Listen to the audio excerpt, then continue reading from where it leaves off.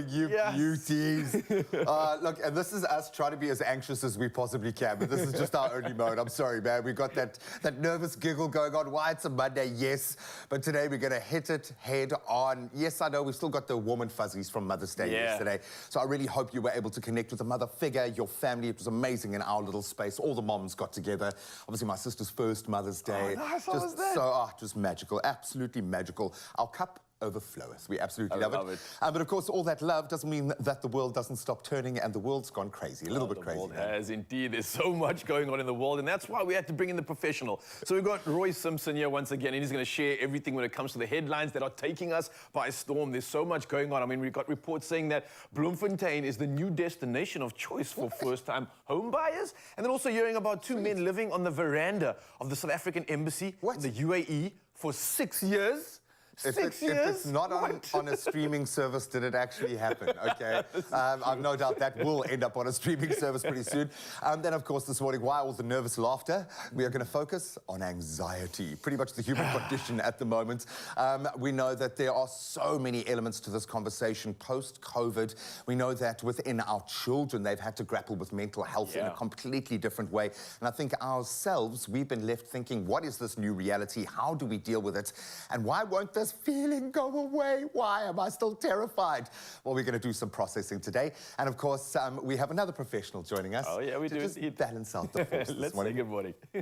Oh, thank you. Good morning, gents. And yes, a very good morning to you. We are talking all things anxiety today, and that is our good morning post for you on social media. We are asking you, since COVID-19, the number of people experiencing anxiety continues to rise.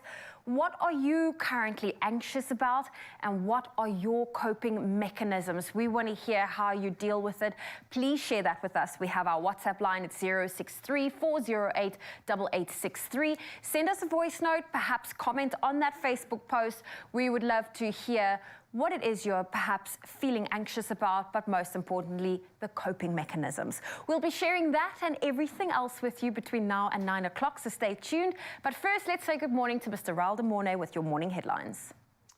Yes, good morning once again, and of course, official duties must commence. So let us start with national news headlines. Now, South Africa's Foreign Ministry says the U.S. Ambassador, Ruben Brigitte, has apologized unreservedly, and this is for claiming the country sold weapons to Russia.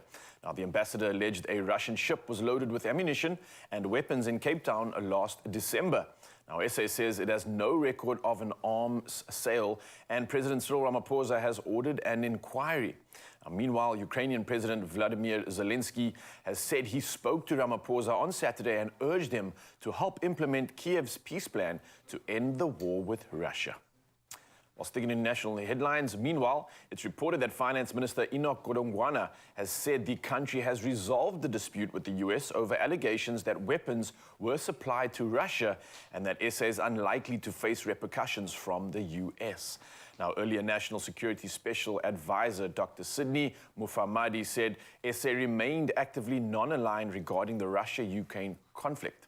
And Mufamadi had led a delegation to the US to address a resolution of the US House of Representatives calling for a review of America's relations with South Africa. Now, speaking after leading the delegation, Mufamadi emphasized the policy of neutrality in the conflict. Well, from our national news headlines, it's time to head over to international news. Now, police in Kenya say more than 50 bodies have been exhumed in the Shakahola forest since Friday. Now, this including those of 12 children in one grave. Now, children were the first to be starved to death in the final days of a Christian doomsday cult in Kenya, allegedly led by Pastor Paul Mackenzie.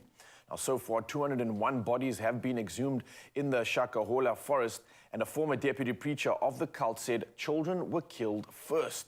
Now, it's alleged that cult followers were told they would reach heaven faster if they starved to death.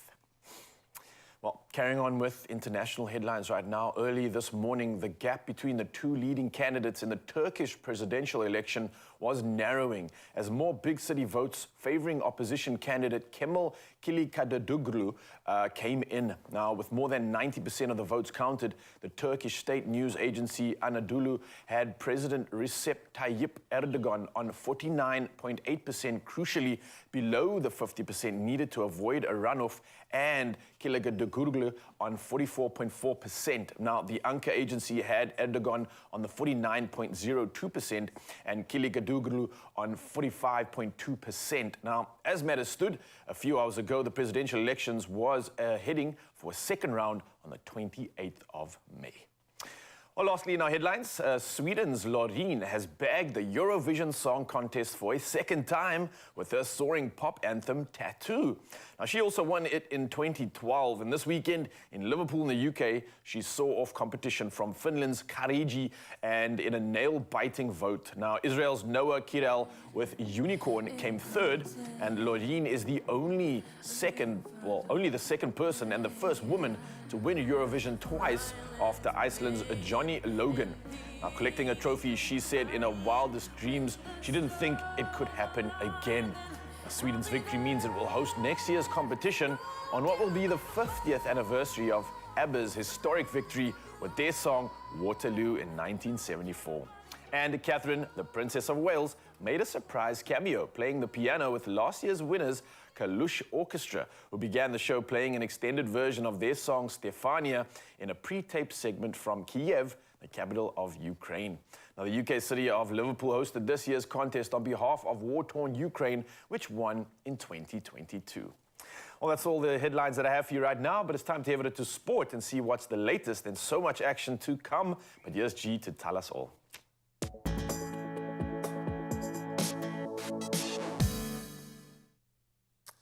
Thank you so much, Ryle. Where do we begin? How about rugby? It's coming back home. The Stormers will have an opportunity to defend their United Rugby Championship title. That was after securing their second successive home final.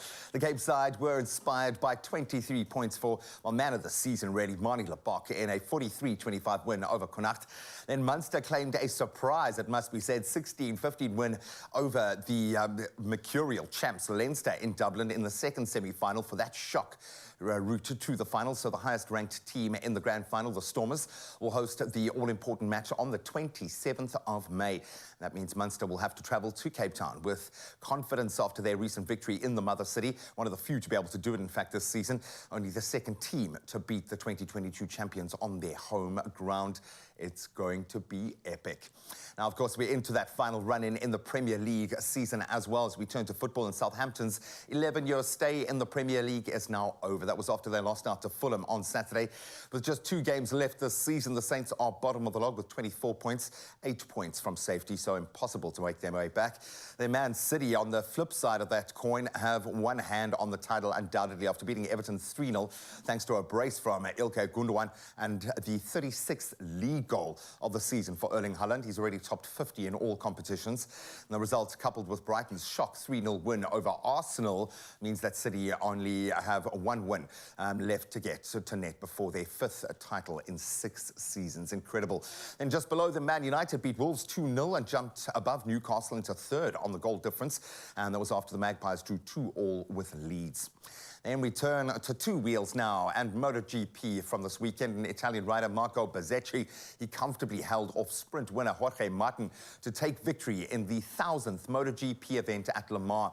So a number of race favourites like world champion Francesco Bagnaia and Marc Marquez crashed out in a chaotic race.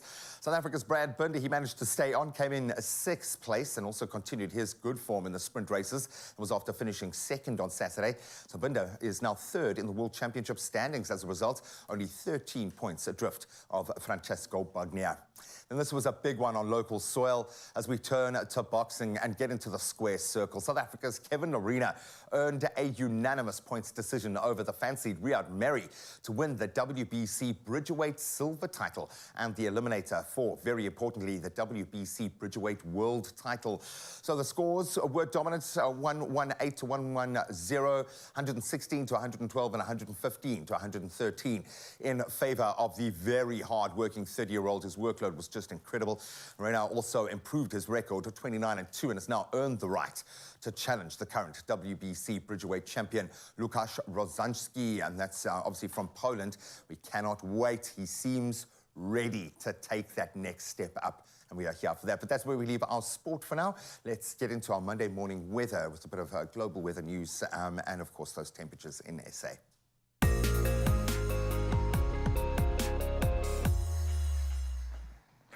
Thank you, Graham. And we're keeping it local. The SA Weather Service has issued several severe warnings for heavy rain, especially for the Eastern Cape.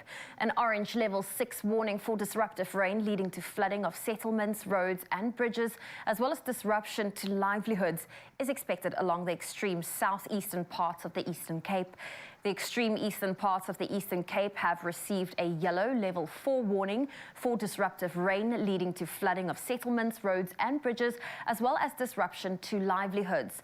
Lastly, a yellow level 2 warning for disruptive rain leading to flooding of low-lying areas, roads and bridges is expected along the coast of the south of St. Lucia in KwaZulu-Natal and the adjacent interior. Meanwhile, the Eastern Cape Department of Transport is calling on motorists to drive carefully after the past week's heavy rain, the fact that more rain is forecast this week, so please exercise caution. And now we take a look at your sunrise view. So kicking this brand new week off is Bernard in Worcester, who is up super early enjoying the pretty pinks that's glowing up the sky. Thank you for that good morning photo. Riyadh in Uitenhage was heading to his car and saw these flawless orange tones and had to share it with us. Maureen in Alberton snapped a view of the fluffy clouds. What a lovely photo. Thank you for that. And last up, we have Azalea in Pearly Beach, showing off this beautiful purple sky. It looks like a piece of art. Well, share your good morning photo with us. We would love to see it. Our number is 063 408 8863. Let's get into today's temperatures. Polokwane, your low is 12, your high 20. Mbombela, 14 with a high of 22. Pretoria, 11, reaching a high of 20. Johannesburg, 9 with a high of 18. Mahikeng, partly cloudy, 6 is your low, 24 your high. Cloudthorpe, 6, reaching a high of 20. Kimberley, 7, 19. Bloemfontein, 4, 19. If you're in Richards Bay, some rain can be expected, a low of 14, a high of 20. Pietermaritzburg, 7 with a high of 17. Durban, 14 with a high of 20. Mthatha, cloudy with a low of 5, a high of 16. East London, 10, reaching a high of 19. If you're in Cradock, 4 is your low, 15 your high. Gqeberha, 9, reaching a high of 20. Moving to the Western Cape, George, 8 with a high of 18 for today. Cape Town, 12, reaching a high of 19. Worcester, 7, 22. Sutherland, 3 with a high of 16. And Uppington, your low is 5, your high 23 degrees Celsius. Well, that's your weather for now. We'll have another update shortly after 7. Thank you so much. So yes, we will have an update in just a bit, but there's so much else happening on the show this morning, and of course so much that has happened that we need to unpack right now. So like we mentioned, we got the specialist in town, Roy Simpson. How you doing, brother? Morning. Good morning. I'm lekker, man. But obviously what's happening in the news, we've got lots of headlines to dig into. What do you got for us? It's all about us, our relationship with America, this loading onto the ship of arms at night. It's all about that and the implications. So we'll sit down and we'll chat that through shortly. Oh, it's going to be an interesting conversation. Mzansi, don't go anywhere. We'll see you after this.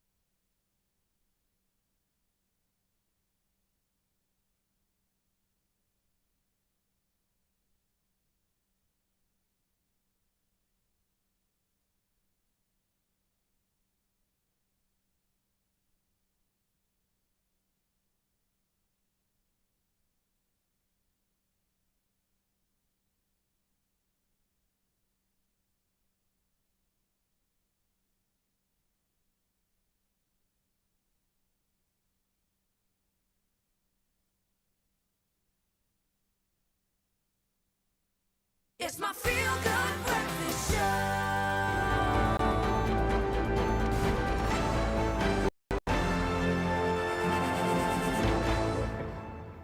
Oh, it's very serious. Yes, it is. Welcome back. This is your Feel Good Breakfast Show, Expresso on S3.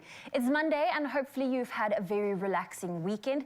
And if you're a journalist in Mzansi, though, it was probably yet another busy one because a lot of big stories have been developing significantly over the last few days. So we've brought our news editor, Roy Simpson, in studio to bring us all up to speed with what had been going on since the last time we chatted to him, which was just on Friday. Now, as always, we would love for you to be part of this conversation. Please let us know, perhaps share your thoughts or your opinions. You're welcome to do so on our WhatsApp line. Our number is 063-408-8863, or perhaps you can just simply pose your question on social media. Yeah, bring it on indeed. And we're going to bring it on straight into the headlines right now. Roy, firstly, how are you doing this morning? Lekker, thank you. It has been a busy weekend, exactly as Zoe suggested, yeah. Let's dive straight into it. Obviously, talk of the town, something we just reported on this morning, is our position when it comes to the US and Russia at the moment and this arms deal that we've been accused of. Where are we at with this? I mean, the latest that we just reported was that Brigity had accused us of obviously loading up Lady R with some of the arms. Yeah. And we are very tactfully denying this. It's a lot of diplomatic speak at the moment. So Ruben E. Brigity II, as you say, US ambassador, did come out and said just outright that he believed and America believed that we'd been loading arms. And that's where we were on Friday. Since then, there's been a lot of diplomatic back and forth. Our Minister of International Relations, Naledi Pandor, issued what they call a démarche, which is where you get marched from your embassy to the host country's ministry. And basically it's a dressing down. Yes. And that meeting happened. Durko released a photo where you can see a very uncomfortable photo of Naledi Pandor and Ruben Brigity sitting quite oddly facing one another. Then Durko released this statement, I think on Saturday morning, stating that as a result of this meeting, Brigity had admitted that he'd crossed the line and unreservedly apologized to South Africa. That's what they claim. Ruben Brigity's Twitter is a much, much more tame and carefully phrased thing, where he says he was glad to meet Pandor so that he could get the opportunity to correct any misimpressions that he might have created. So misimpressions, so was that his version of an apology? It sounds like it. When it comes to diplomatic speak, you can interpret things that way. So you do have a disjunct, though. There's definite difference between those two statements, from unreserved apology and opportunity to correct misimpressions. So it was left to someone, I think Clayson Moniela, to go to Twitter again on behalf of Durko and say, this is what this tweet means, and then he tags Ruben Brigity, and by implication, if Ruben doesn't then sort of deny this, then that means the same thing. So that's the position. Durko is claiming they have this apology. We don't see this apology in the public domain. Yeah. Equally, and there's so many little gaps in this thing. When we said that no, we didn't load any arms, what we actually said was the Conventional Arms Control Committee didn't approve any arms being transferred. So whether that happened or not is a different question. Absolutely. We haven't denied, he hasn't denied. And the Mail and Guardian over the weekend published some interesting insights into this. They said that the Navy wasn't involved in this operation at all, that the Army took over the harbour and ran. Exactly, very, very unusual. And in fact, they then quote another unnamed naval officer who says that this idea of loading a ship at night is, quote, suspicious. So no, the idea, I was listening to you do the headlines this morning, and our finance minister trying to spin this as the matter's done, it's dusted, we don't have any issues with America. I don't think that's true. I think there's a lot more for this to evolve on this story over the course of this week ahead. And of course, we still put an inquiry into this to actually find out what is going on, so we're yet to find out what the actual answer is. Well, that's our response. It's a bit of a kick the can down the road response. We're going to bring in a retired judge to investigate whether this happened, as if we don't have an executive that can pick up a phone and speak to people and order them to tell him what's going on. May I ask why we're bringing a retired judge in and not an active practicing judge? Oh, that's quite standard. Okay. It allows that person to focus entirely on this one issue. While you're still in service as a judge, you obviously have these cases coming before you. Okay. And it indicates the importance of the matter that you want someone with that much legal knowledge to now apply all that knowledge, all that focus to this one issue. So yeah, it's fairly standard Interesting practice. stuff indeed. Roy, thank you so much for this. And obviously you, Mzansi, can weigh in on this and come through on our social media or on our WhatsApp line. It's 063-408-8860. We'd love to hear your opinion on what the situation is right now and what you think we've actually done and what we should be doing to counter these measures. But of course, this conversation will continue in just a bit. For now, though, let's head to the kitchen and feed those bellies. Oh, thank you so much. Yes, we will continue to tackle the news headlines, but I think it's where that traction happens in our lives that we really want to focus on, because that's how these headlines affect us. And I think, with this common theme of anxiety today, one major source of anxiety for a lot of people is just getting the staples. Even feeding a family of 4 has become a challenge with the unbelievable increase in the cost of living.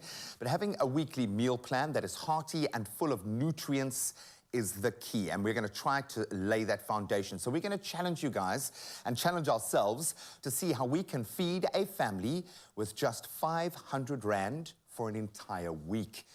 Okay, so this whole week we're going to be playing this exercise out, and we want you to play along. So our first stop is Woolworths to shop their daily difference deals, and these do make a difference. So let's see what ingredients we can get under 500 Rand and how we are going to work through this. So amazingly enough, this is how we put this together. Take a look. We've got, obviously, Nicole went out there and bravely did this for us. We've got some onions, potatoes, we've got some gem squash, we've got our sweet potatoes, which is absolutely beautiful. We've got our soup veggies that can be thrown in, some bread. These guys, absolute winners, our peeled and diced tomatoes with variant flavors, a little bit of pasta, the meal that goes a very long way, our tuna, then of course a bit of a treat, chicken, and our protein being beef. In fact, we've got a range of proteins covered here. So you've got everything from the nutritional spectrum, absolutely every box ticked. And here's the kicker. All of this totaled under 500 Rand. In fact, 495 Rand to be exact. So how are we going to approach this? And you could just follow the daily difference deals, get in there every day and get what you need daily. But we've gone for a week, so we're going to freeze 2 of our proteins. We're going to freeze our steak, which we got in an unbelievable price. 102 for 2 beautiful thick-cut sirloins. Amazing. Beautiful chicken pieces that we can use in a number of different ways. We're going to freeze those 2, and we're going to start just today with something small, simple, that's a budget buster with our tuna and pasta bacon. I think everybody's got their own spin on this. You can have a little bit of fun, but we are going to get this going. And then throughout the day today, we'll keep returning to our under 500 Rand meals. And then throughout the week, we're going to lay this foundation, give you a bit of a roadmap on how you can really stretch that budget. So we want you to jump on board and start the challenge off. In fact, I'm going to get going right now. I'm going to put our penne pasta to the boil, and then we're going to start making our beautiful tuna pasta bake. Stick around. Only you can make my day.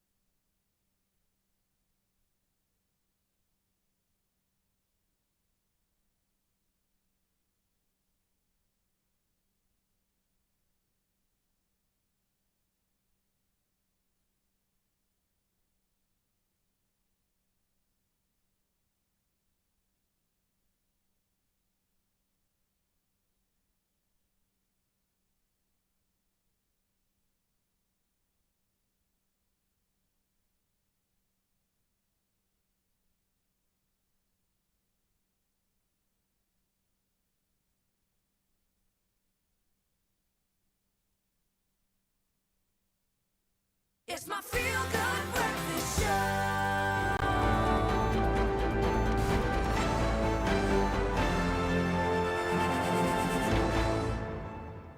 Oh, yes, Mzansi, welcome back. Your Feel Good Breakfast Show, and we are diving straight into the conversation once again. We're back to take a major look at all the stories of this week. And of course, our news editor, Roy Simpson, is back to help us unpack and understand all the implications of the headlines. Now, before the break, we were chatting about the evolution of some of the nation's big stories, but now we move on. Something has piqued our interest very much so, Roy. A very surprised one, because the report says that it's not Cape Town but Bloemfontein that is the new destination of choice for first-time home buyers. Now, Roy, what is the first-time home buyers in Bloemfontein knowing what the rest of us is not? What are we missing out on? What's the secret? What do I need to know? What is it about Bloemfontein? Is there a new line? The headline's slightly misleading in as much as this is data from a guy called Ries Dreyer, who's one of these bond originators, and he says 71.4% of the homes being sold in Bloemfontein are to first-time buyers. So it's a slight. You get the impression like most first-time home buyers are buying in Bloemfontein, but it's much more about the nature of what's happening in Bloem, and that's just a fact. The other interesting fact in here is that the average age of a first-time home buyer in South Africa is now 35. Oh, wow, okay. So it's become something that happens late in life. Yeah. I think that's just an economic reality. But yeah, so why Bloemfontein? Everyone's free to speculate. He says, oh, people want to come back and kind of put down roots. They want to start families, 35 years old, where their families are. Okay. That's one option. I think that the idea that people aren't locked into the office space anymore, that they're sort of digital nomads, that they're able to work remotely, that might also be at play here. Because now you can get a job in Johannesburg, in Cape Town, and live in Bloemfontein and operate perfectly fine. That makes sense. That's efficiency for you right there. My question is this, though, and not to get too technical, but your headline, are you saying that the first-time homeowners in Bloemfontein are the ones that are purchasing 71% of homes in Bloemfontein? Or are homes that are being bought in Bloemfontein, 71% of them are first-time homeowners?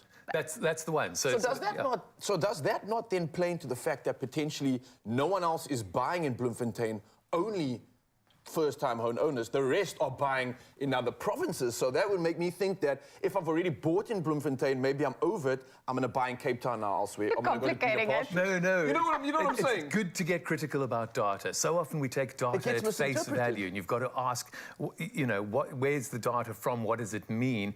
So that you can understand exactly what the implications are. No, there's also a growth in the number of properties by quite a lot. So that's included in this report. So there's the thing. Look, it's so much cheaper to buy in Bloem than, say, Joburg or Cape Town. Yeah. So you can get a lot more for your money. So I think that's driving it. A flat in Cape Town or a small holding in Bloemfontein? What's pretty much the equation.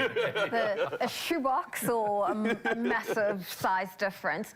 But this one, Roy, I'm dying to pick your brain on this one, because we've heard in the news that there has been a very odd headline that 2 men have been living on the veranda of the South African embassy in the UAE for 6 years. That is absolutely bizarre.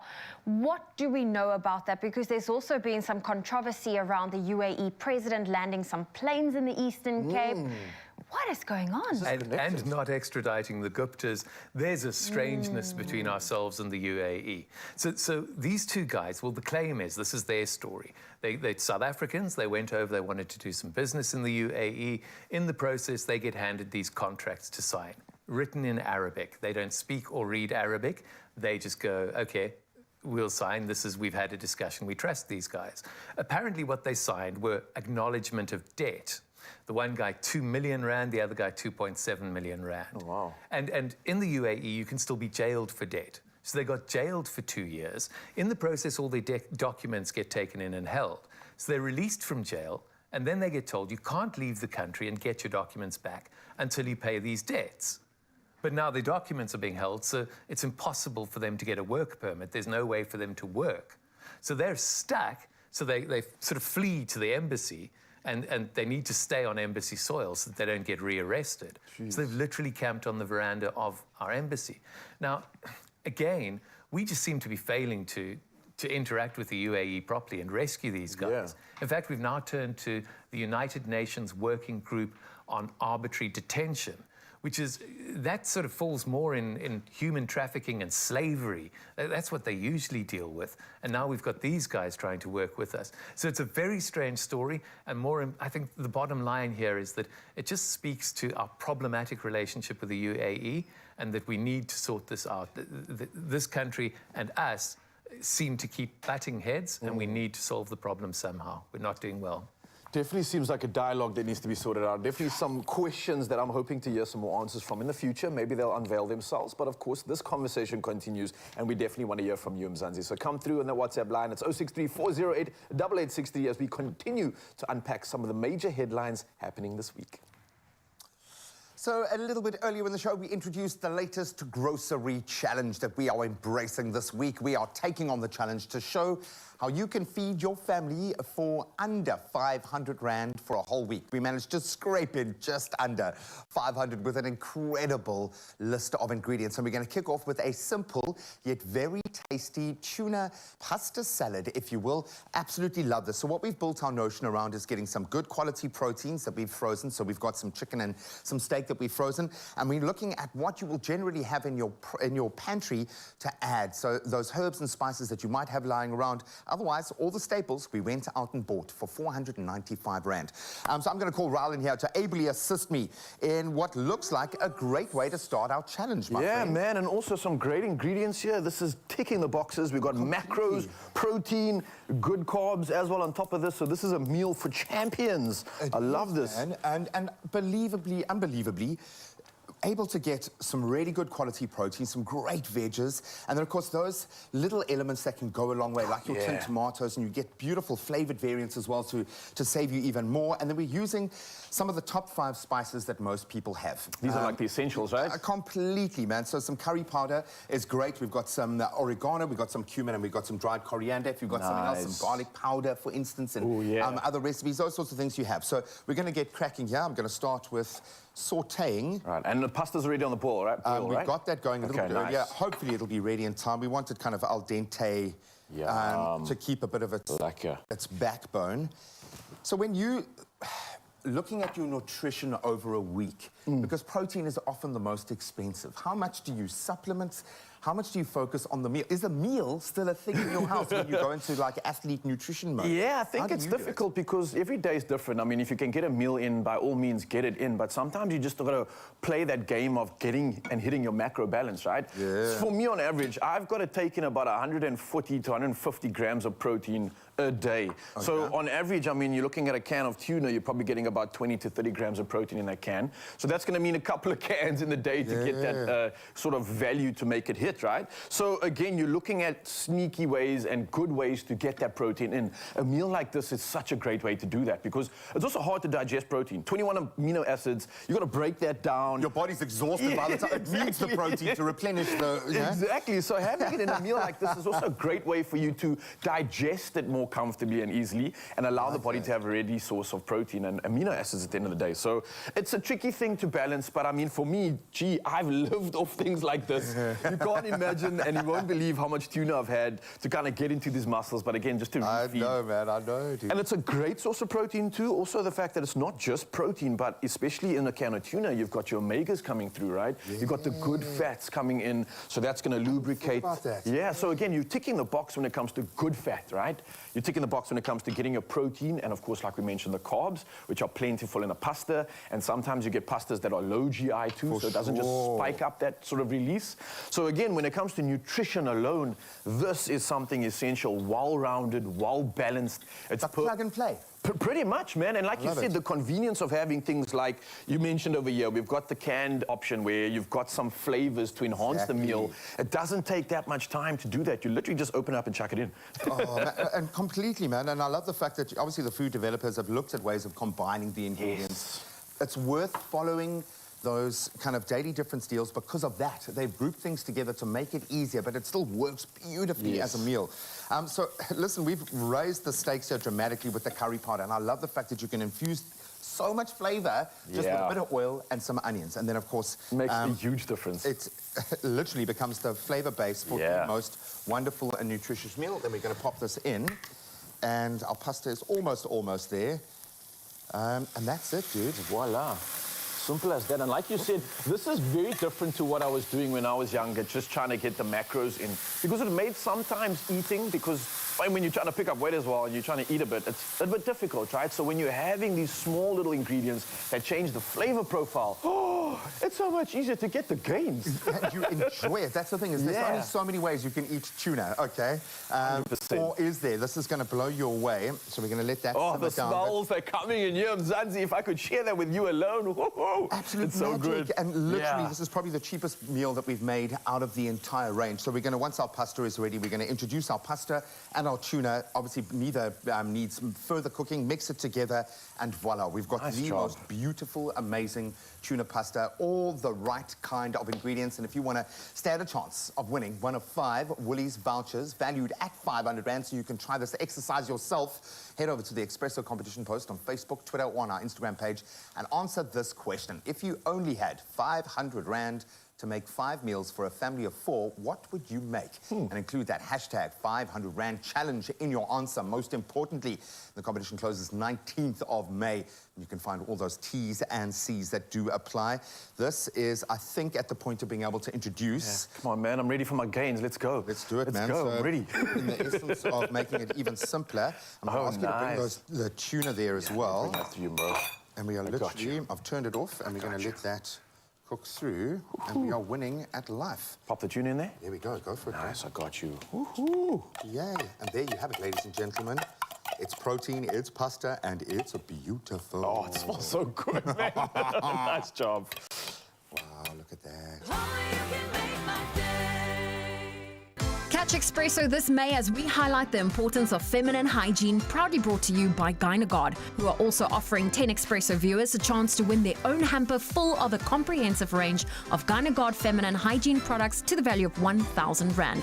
Simply reply to the competition post on Expresso's Facebook, Instagram and Twitter pages using hashtag GynaGuard and hashtag #FreeToJustBe. That's this May from the 1st to the 31st right here on Expresso. T's and C's can be found on expressoshow.com.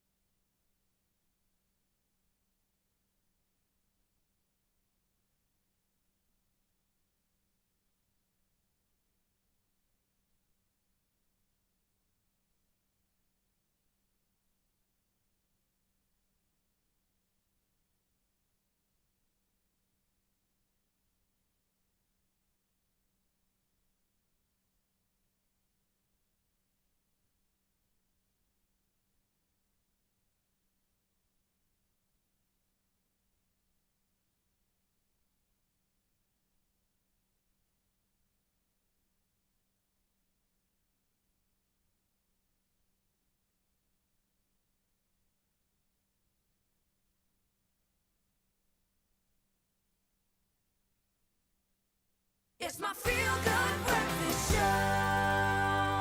Welcome back as we put the final touches on the first of our under 500 Rand challenges. It's a beautiful tuna pasta bake. Absolutely amazing. We're going to finish it off with some of our microgreens because we have them. And I think what will work perfectly with this, a little bit of basil. Let's grab a couple of these guys. Absolutely gorgeous. And there you have it, our challenge now well underway. For 500 Rand, we are going to feed a family of 4 for an entire week, and this is the first meal. Off to an absolute flying start. We've got some beautiful micro herbs.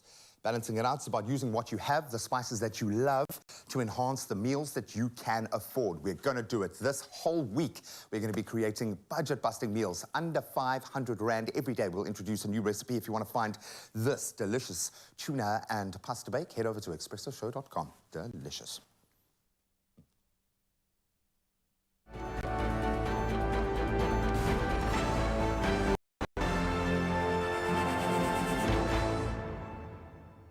Well, we are back with our look at those major news stories of the week. We've looked at your local stories here in Mzansi, but now we're moving over to the big developing stories elsewhere in the world. So let's stick with some international news. Now, Roy Simpson, he is here, and we are talking about Turkey, who went into the polls yesterday, and it hasn't had a change in leadership for over 20 years.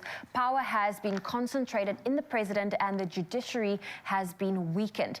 Is this the time for change? Might we see a new leader in power? It's kind of both of those things. It's definitely the time for change. Look, the incumbent, Recep Tayyip Erdogan, has done a really good job of putting Turkey at the center of world affairs. He's held off on approving NATO memberships. He's done all of these things that have really raised the status of Turkey. But it remains problematic to live there. You've got these economic problems. There is the issue of the violence that's happening on the borders. So really, the people of Turkey want change. And this election is basically a two-horse race between two people saying they can bring that change. The one is Recep Tayyip Erdogan, who's saying, look, this presidential model that I've created here, this new constitution, that is the way forward. Trust me to take you through to a new As future. I have been for so many years before. Absolutely, although these changes to the constitution are fresh, and this disempowerment of the judiciary, that's only about, say, 3 or 4 years old. But then you've got a contender for him as well, and in the form of, I just need to double check his name, because he's still fairly new to me. Mr. Kemal. That's Kemal Kılıçdaroğlu. Kılıçdaroğlu, okay. It's not a familiar name to us, but it really has had resonance in Turkey itself. So about 98-something% of the ballots have been counted, and Erdogan has fallen below 50%. He's at 49.3%. Sure. And it's one of those things where you need to get over 50%, otherwise you go to a runoff. So it's looking like we're headed to a runoff between these two, and it's going to be these competing visions. And I think the implications globally of who's going to win are going to be quite massive, because if Erdogan stays in power, it's more of the same, and we're not quite sure what Kılıçdaroğlu will bring in terms of changed relationships internationally. So theoretically, either option here, you can't really anticipate what would happen. I mean, there's the hope that the current president might implement this change if he was to stay in that position. But then there's also this hope of someone new, someone fresh that doesn't necessarily have a track record, and we're just praying that they implement what they are coming to do, right? Absolutely. I would say if Erdogan stays in power, it's going to drift more and more into the dictatorship.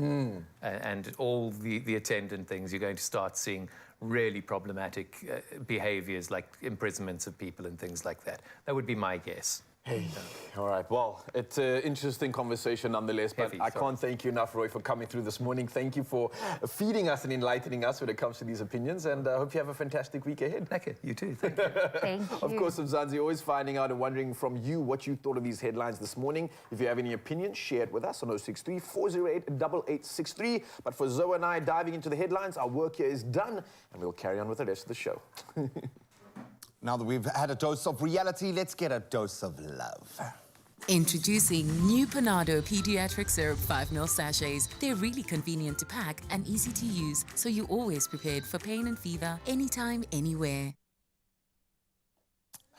So we've just celebrated Mother's Day and hopefully you felt incredibly special. A great opportunity to show just a little appreciation for the incredible moms and those motherly figures in our lives. And thanks to Bernardo's hashtag A Dose of Care campaign, we've had a chance to make it even more special by nominating those deserving moms who have the opportunity now to win daily prizes worth 2,000 Rand.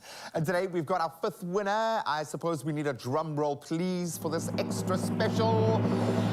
Congratulations, Dora Motiane, nominated by Hope. Absolutely beautiful. Let's read that message. In fact, Hope commented on our post saying this: I nominate at Dora Motiane. Even after having to stop sewing due to back pains that it was causing her, she never gave up. Instead, she looked into other options and opened a creche. She is caring, loving, selfless, and devoted to anything she touches. Hashtag Bernardo SA, hashtag A Dose of Care. We love that. Hope, I'm hoping you are on the line there right now. Very good morning. How are you? I'm good, yourself. It's Dora here. It's Dora here. Congratulations. I'm so pleased that we get to connect with you as well. How are you feeling? A 2,000 Rand dose of care is headed to you. I'm over the moon, really. I love that. How does it make you feel to hear your daughter express that pride, that love, that appreciation for you? This daughter of mine, I'm very, very proud of her. I'm very proud. I love that. A typical mom. I'm asking you about yourself and you're talking about your daughter because that's what moms do. It feels like this is coming at just the right time for you. Dora, what does a dose of care mean to you? Oh, thanks to Panado for easing my pains throughout because I'm having terrible spine ache. I feel your pain. I've been there, so I understand how challenging that can be. We're going to say kudos for choosing another option, not giving up, finding a new way to ply your trade. We love the fact that you invested your heart into a creche. There are so many points of pride that your daughter has jumped on, and we are so there for that. So, Dora, congratulations. Keep being the amazing woman and mother that you are. We are behind you, and well done. That 2,000 Rand prize is on its way to you. Thank you so much. Thank you so much. Oh, we love you, Dora. These are the mamas we are here to appreciate. And the celebration doesn't stop there because Panado are giving you the chance to still share some care with your mother, as the Mother's Day, I think, should be just about every day an appreciation of the incredible mother figures in our lives. Who's that for you? Think on that as you figure out how to enter. Think of all the ways that our mums care for us from day one, and for one day at least, we can show a dose of that same care in return. Each weekday from 8 to 19 May, a lucky mum will win 2,000 Rand, and your mum may stand a chance of being one of our 10 winners if entering by replying to the hashtag Panado SA and hashtag A Dose of Care competition post on Expresso's Facebook, Instagram, and Twitter pages. Don't forget to include hashtag Panado SA and hashtag A Dose of Care. T's and C's can be found on expressoshow.com.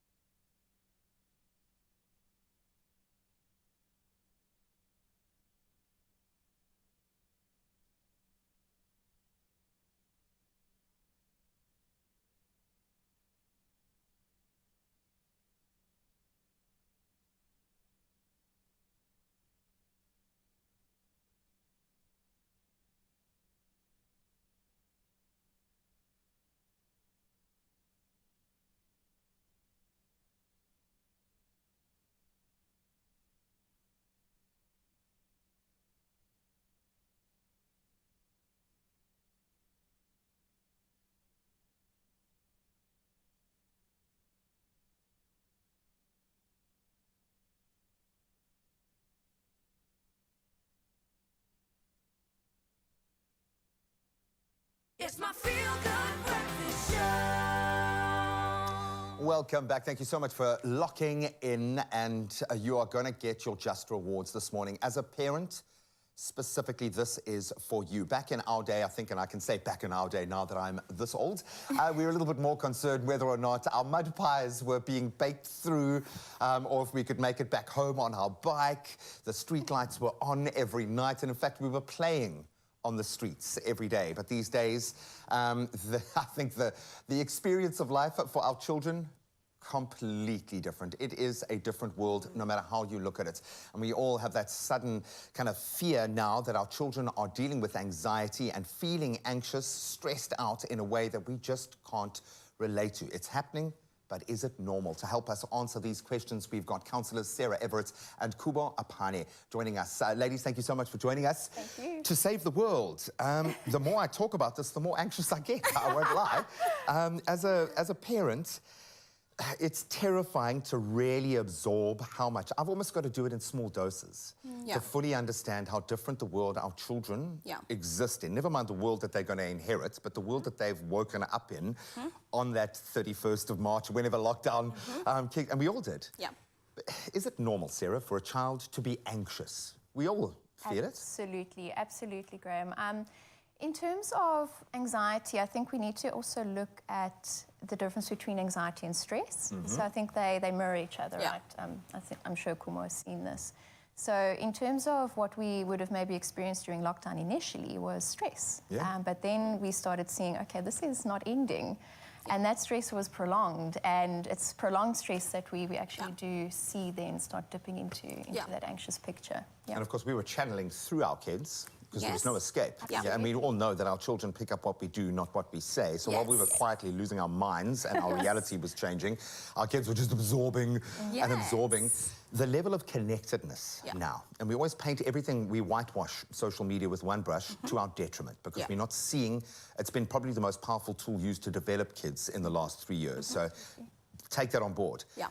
That being said, Kumo, they are exposed to everything, everywhere, all at once. And at a younger age. How has social media changed the game?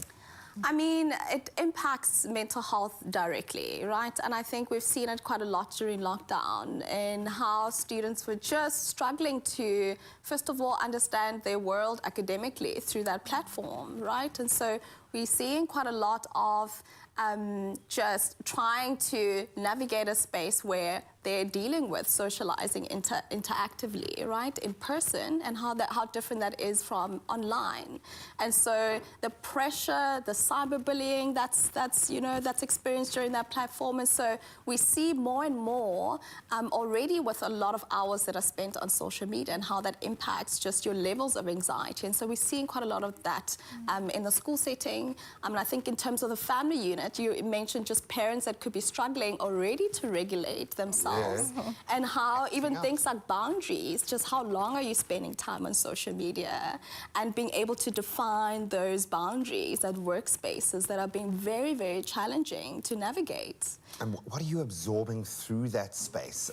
Because it is so difficult to understand where the battle lines must be drawn. Do you become more punitive? Do you become more controlling? Do you become more involving and involve them in the process so they can understand that?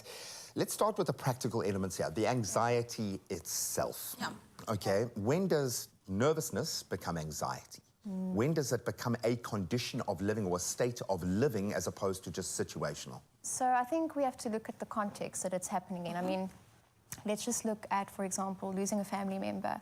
That will impact the whole family unit, that will cause the stress for that given period of time. I think time is an important factor. So, you know, we want to look at how long they've been feeling like this. If this is going on for longer, then we would probably say 3 to 6 months. And this is where, you know, being a school counsellor, we can see that change quite soon and monitor that. So I think monitoring it and the time factor, once it dips over a certain time, it won't just be nervousness anymore. I mean, you know your child and you see yourself emerging very often, or in combination of you emerging in that space. But I think we struggle to identify our own feelings within ourselves. Now, you're anticipating or expecting a child to put their hand up and say, listen, I'm feeling uncomfortable about the way this situation... Never going to happen. So you need that time. You need to observe, to be a part of that. Are we seeing a bubble of anxiety related to the trauma of what we all went through in COVID? Or is this just a natural, like the world is crazy at the moment? Yeah. Do you feel like we need to look at the groundwork in terms of how we are looking after our kids within the schooling structure, this whole kind of it takes a village mentality? Yes. Does that need to change? I think there has to be all levels, because I think the pressure and the anxiety comes from the home space as well as the school environment, as well as I think the teenager and the child is going through surges of emotions, right? Yeah. So your hormones are playing a difference there. Your brain development is also playing a factor. And so I think naturally we're having to understand the fact that there were pressures before COVID-19, before the pandemic, right, in terms of the high expectations. Yeah, life was hard in South Africa really long hard. before COVID. Exactly.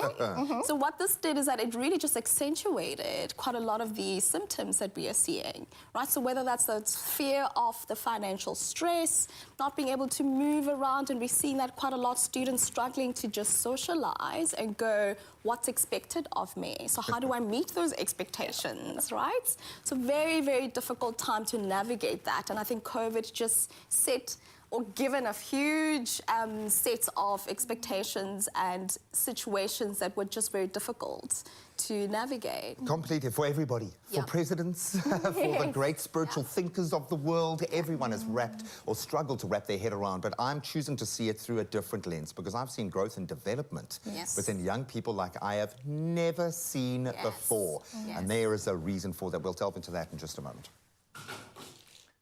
Love that conversation, but of course it's time to kick into official duties once again, and starting with national news headlines. Now, the Gauteng Premier, Panyaza Lesufi, says they are cutting the budget for food parcels in order to create more work opportunities in the province. Now, Lesufi launched the Cleaning and Greening Expanded Public Works program at the Dobsonville Stadium in Soweto yesterday.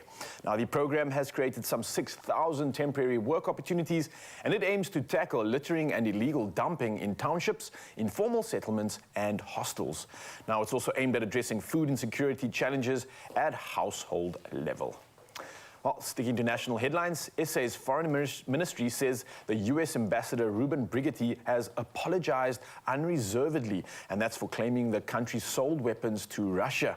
Now, the ambassador alleged a Russian ship was loaded with ammunition and weapons in Cape Town last December. Now, SA says it has no record of an arms sale, and President Cyril Ramaphosa has ordered an inquiry. Now, meanwhile, Ukrainian President Vladimir Zelensky has said he spoke to Ramaphosa on Saturday and urged him to help implement Kiev's peace plan to end the war with Russia. Well, from our national news headlines, it's time to head over to international news. Now, a Sherpa from Nepal, Pasang Dawa, has just become the second person to climb Mount Everest 26 times. Now, he now shares this record with Sherpa Kami Rita, and this year the Nepalese government has issued a record number of 467 permits to mountain climbers. Now, every mountaineer is accompanied by at least one Sherpa, and that's a Nepalese guide, and Everest has already been climbed some 11,000 times since 1953, when Sir Edmund Hillary and Sherpa Tenzing Norgay became the first people to achieve this feat. But the world's highest mountain peak has also claimed 320 lives. Well, carrying on with international news headlines, police in Kenya say more than 50 bodies have been exhumed in the Shakahola forest since Friday. Now, this including those of 12 children in one grave. Now, children were the first to be starved to death in the final days of a Christian doomsday cult in Kenya, allegedly led by Pastor Paul Mackenzie. Now, so far, 201 bodies have been exhumed in the Shakahola forest, and a former deputy preacher of the cult said children were killed first. Now, it's alleged that cult followers were told they would reach heaven faster if they starved to death. Well, carrying on with our headlines right now, the world's oldest dog is living it up in his 30s. Yeah. Now, Bobby, a Portuguese pooch, declared the world's oldest dog by Guinness World Records in Feb and you may recall we reported on this one. Now, he has celebrated his 31st birthday. Now, during the weekend, Bobby's family threw a birthday bash at his home in a rural village in the south of Portugal, which was attended by about 100 people. Now, his proud owner, Leonel Costa, said Bobby's been enjoying stacks of attention since being crowned the world's oldest dog. Now, he said the senior pooch was in good health and recently had a thorough checkup due to concerns about the stress of frequent visitors. Now, Bobby's a purebred Rafeiro do Alangedo, which is a breed of Portuguese dog trained to guard livestock. Now, Costas attributes his dog's longevity to the calm, peaceful environment where he lives. And thanks to Bobby, the phrase, "it's a dog's life," has just gotten a whole new meaning. Well, many happy returns, Bobby, and wishing you more celebrations for years to come. And carrying on with the celebrations right now for some, and maybe you weren't a winner, but we have all the latest when it comes to sport right now with G.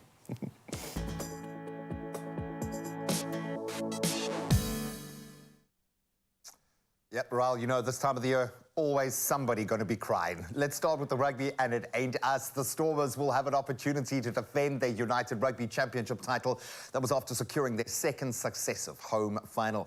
The Cape side were inspired, as they've been all season, by 23 points from Mani Labok in a 43-25 win over Connacht. Then Munster pulled it off. They claimed a surprise 16-15-point win over Leinster in Dublin in that second semi-final. So as the highest-ranked team in the grand final, the Stormers will host the all-important match on the 27th of May. Munster will have to travel to Cape Town, but they'll do it with confidence. In fact, their recent victory in the mother city, where they became the only second team to beat the 2022 champions at their home ground, will no doubt have them buoyed, but it's going to be a showdown. Get tickets if you still can. Now, likewise, tears in the Premier League, as Southampton's 11-year stay in the Premier League is officially over, as they lost out to Fulham over the weekend. So with just 2 games left this season, the Saints are bottom of the log with 24 points. That's 8 points away from safety. Unassailable now. And Man City, they've got one hand on the title at the other end of that table after beating Everton 3-0, thanks to a brace from Ilkay Gundogan and a 36th just league goal for the season for Erling Haaland. That result, coupled with Brighton's shock 3-0 win over Arsenal, means that City are only 1 win away from a 5th title in 6 seasons.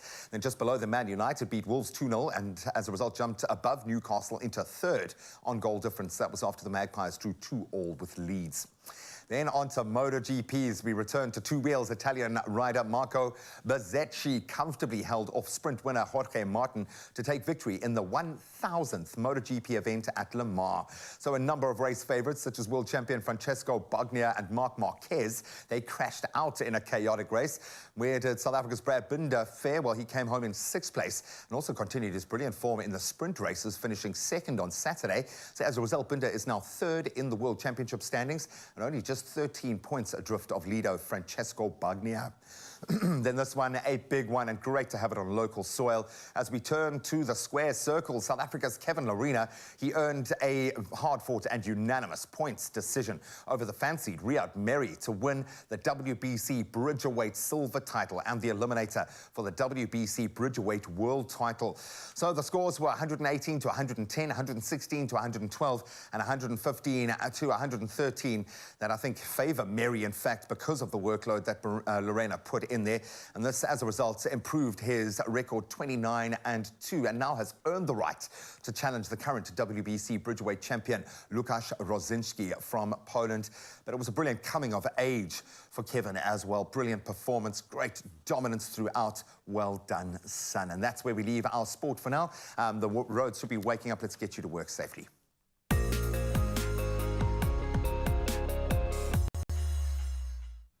Thank you, Graham. And we start off with your roads in Athlone, Cape Town. There's a stationary vehicle. It's on the N2 inbound after the ramp from Jakes Gerwel Drive. The left lane is closed. Do expect delays. Then if you're in KZN, there's been an accident on the N2 northbound before the ramp to Umhlanga. 2 lanes are closed. Please drive carefully. In Chatsworth, staying in KZN, there's also been an accident. It's on the N2 northbound. It's pulled before the ramp from Higginson Highway, and that left shoulder is closed. Please drive carefully. That's your traffic for now. Let's take another look at your weather.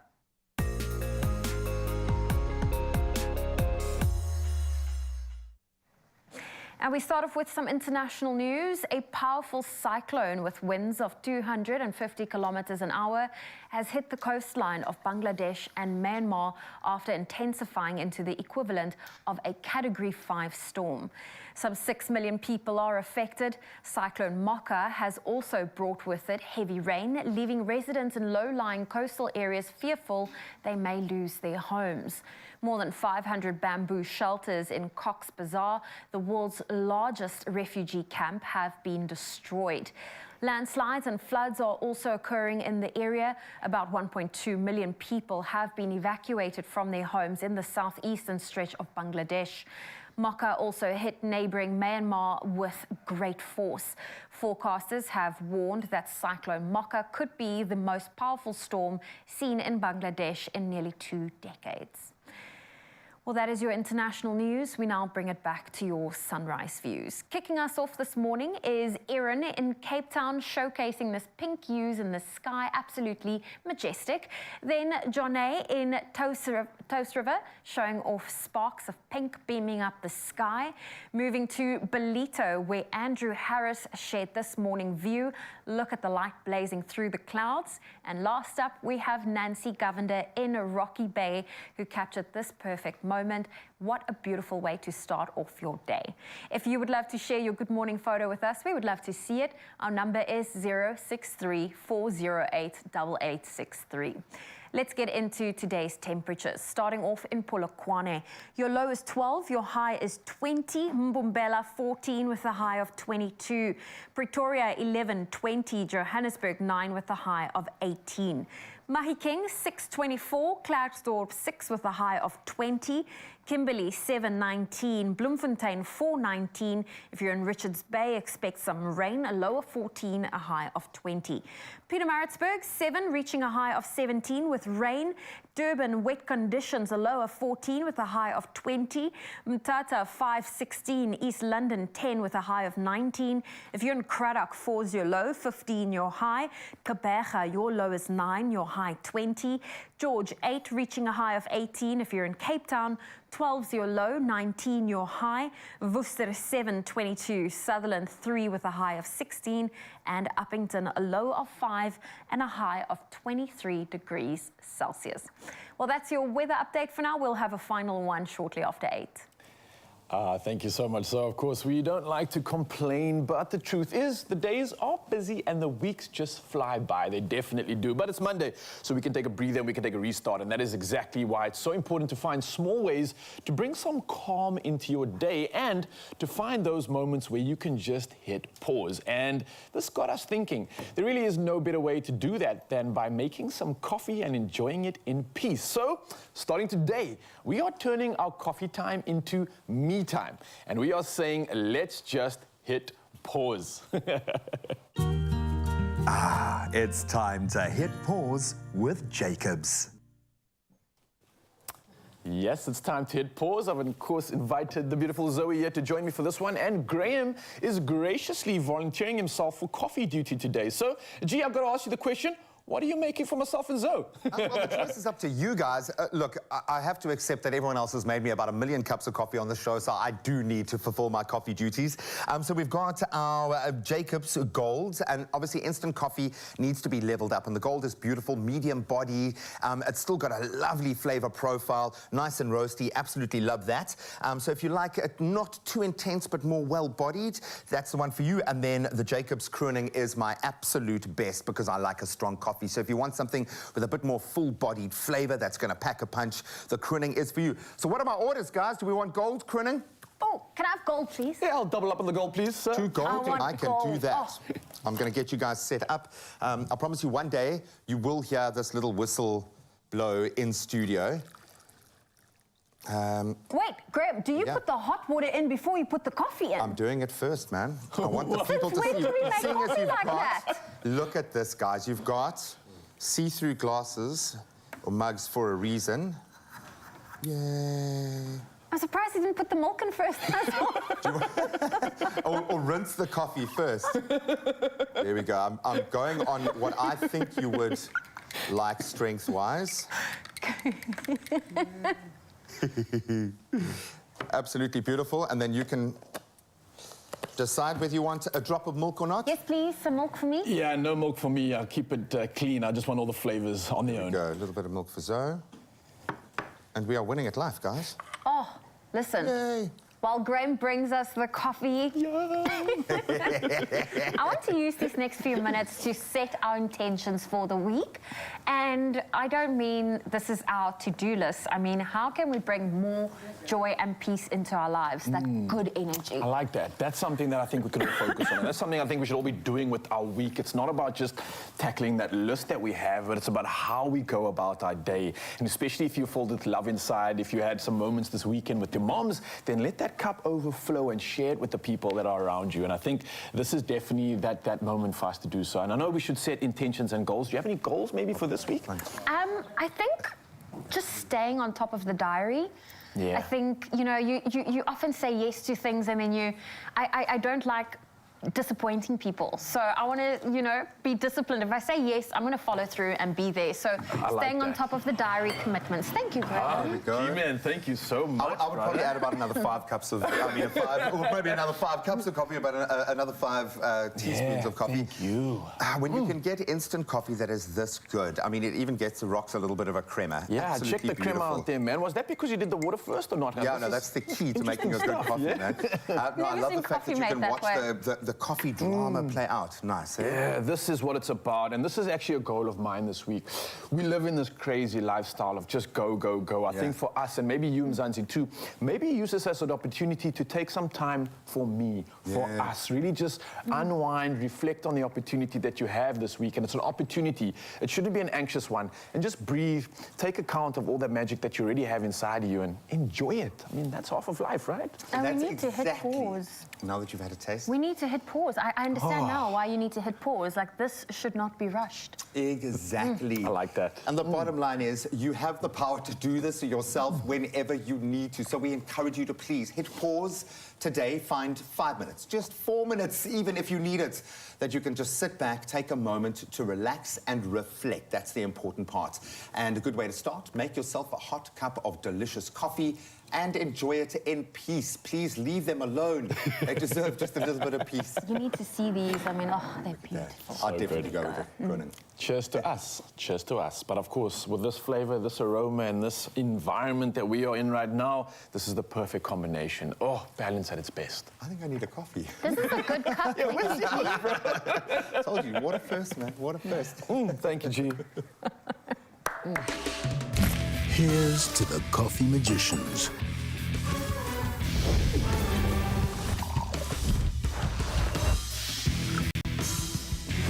The ones who know what you get out starts with what you put in.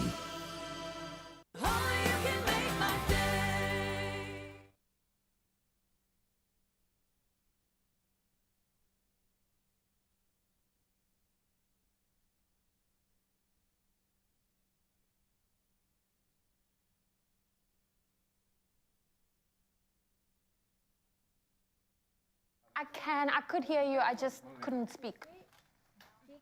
Yes, yes. No, let's Yeah? What? hold it up. There we go. Show the Groningen sign on the cup. That is. Can you guys hear yourself?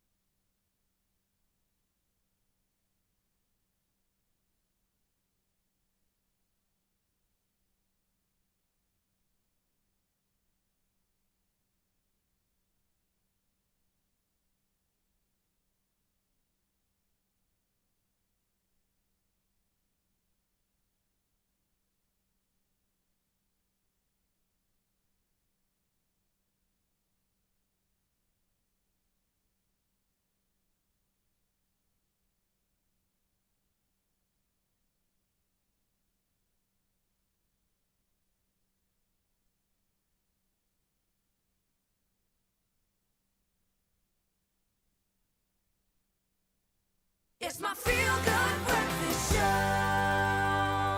Welcome back, you beauties. Thank you so much for rejoining our conversation as we have been timidly walking around the issue of anxiety this morning because it affects all of us, undoubtedly, and there are so many different forms. Could be a deadline, it could be a certain conversation, knowing that someone just doesn't like you. Whatever that trigger point is for you, there is something out there, and I think one for many of us, social media on a number of levels. Digital anxiety is a term that is also entered into our vocab, and with good reason. So we're going to unpack a couple of the angles here, and I know we are oversimplifying a very complex space, but we need to have this conversation. Chances are it's not just about protecting your kids, it's about protecting yourself. You might have a monologue, an internal conversation running because of all of the content that you're taking in that you're not even aware of. So we're going to get into it. One element which I'm not entirely sure, I suppose there are a lot of conspiracy theories around this, but do you ever feel like your phone is listening to you? All the time. Almost know. So we've been warned about turning off app permissions when it comes to using your microphone, those sorts of things. Now you suddenly wake up in the morning, turn your phone on, you're being offered things that you spoke about but never knew about. Have you had instances where clearly Mr. Zuckerberg is listening? Oh, 100%. I literally had one this weekend, man. I was looking for, and it's so crazy, I was looking for a cutting board. Have the conversation of a cutting board. I'm talking about the wood on the board. Yeah. All of a sudden, my ads on Marketplace, or Instagram, stories, beautiful textured pieces of wood. Like, there's no way. I was never, ever searching for this ever. Now, suddenly this comes my way. You're listening to me for sure. Yeah, it's insane, actually. Algorithm. Yeah. It is. I mean, it's something simple as I was making mention of, oh, I need to, you know, clean this, or this needs to be clean, and then like all these cleaning service ads pop up. It's there. I'm almost so convinced that it's there that I want to use it to my favor. And I'm just like, I'm just going to, instead of Googling things, just talk about what I want in life, and it's definitely going to appear to me. You know what I mean? Manifest. Yeah. Who would have thought it was actually that easy? I absolutely love the fact that people are aware of it, and maybe this is the whole point, is we've had to become comfortable with knowing that someone's listening because we all rely on social media. When we look at the actual algorithms, and this is an area that terrifies me because it's not necessarily with intent that something has gone viral, it's just how viral it is. Is this something that stresses you out? When so much of the content that's appearing on your timeline, you can see exactly why it's there. You can see other influencers jumping onto trends purely to capitalize on the viral quality of that. Within that, is there space for authenticity? How do you feel about the fact that algorithms are driving the content that we're taking in, not necessarily a want to improve ourselves, grow ourselves? I'm not gonna lie, I'm currently loving it, because if I had to go to my Instagram search or explore tab, it's just black cats and wedding things. So I am here for it. I am loving it because it's literally just cats and wedding inspo. But I do get it, because if you fixate on the health aspect, or perhaps you're following certain models, then constantly all these exercise videos and skinny individuals, and it messes with your mind if it's the wrong algorithm for your mindset. Yeah. Does it suck you in? I call it the vortex. When an algorithm has you, have you found yourself, without even realizing, spending an extra 15, 20 minutes stuck to your phone? Yeah, 100%. Gee, I actually went through a little bit of a situation and I had to action it. I was so overwhelmed and so caught up with everything that was being fed my way that it would consume me, and it turned my day into a very inefficient process, right? So much so that I actually had to do like an overhaul, and I realized like I need to change what I'm subscribing to. I unfollowed every single account on my social media and I redid the whole thing. Oh, wow. I started following accounts that provide more education, following accounts that have no bias when it comes to the news that I get fed. And I started changing what I subscribed to, and that limited that anxiety. It started feeding me with more positivity in the day, and it started making me want to be on that application a little bit more. And I wasn't being consumed, and even if I was being consumed, it was with good stuff. Yeah, it wasn't just losing my day. Yeah, you're growing I had to go through this, man. It was serious, yeah. I love the fact that you can now see clips of, I love science and maths and things like Yeah, that, like can learn being a and pseudo-intellectual. So to see Carl Sagan talking about these things, to actually have that kind of first-hand content, absolutely amazing. Not if it's forcing you to procrastinate.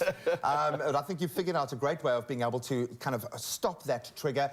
Are there elements of the digital world that terrify you? Are you experiencing first-hand digital anxiety right now? What is driving that? We would love to continue this conversation with you. And in fact, we'll delve in just a moment.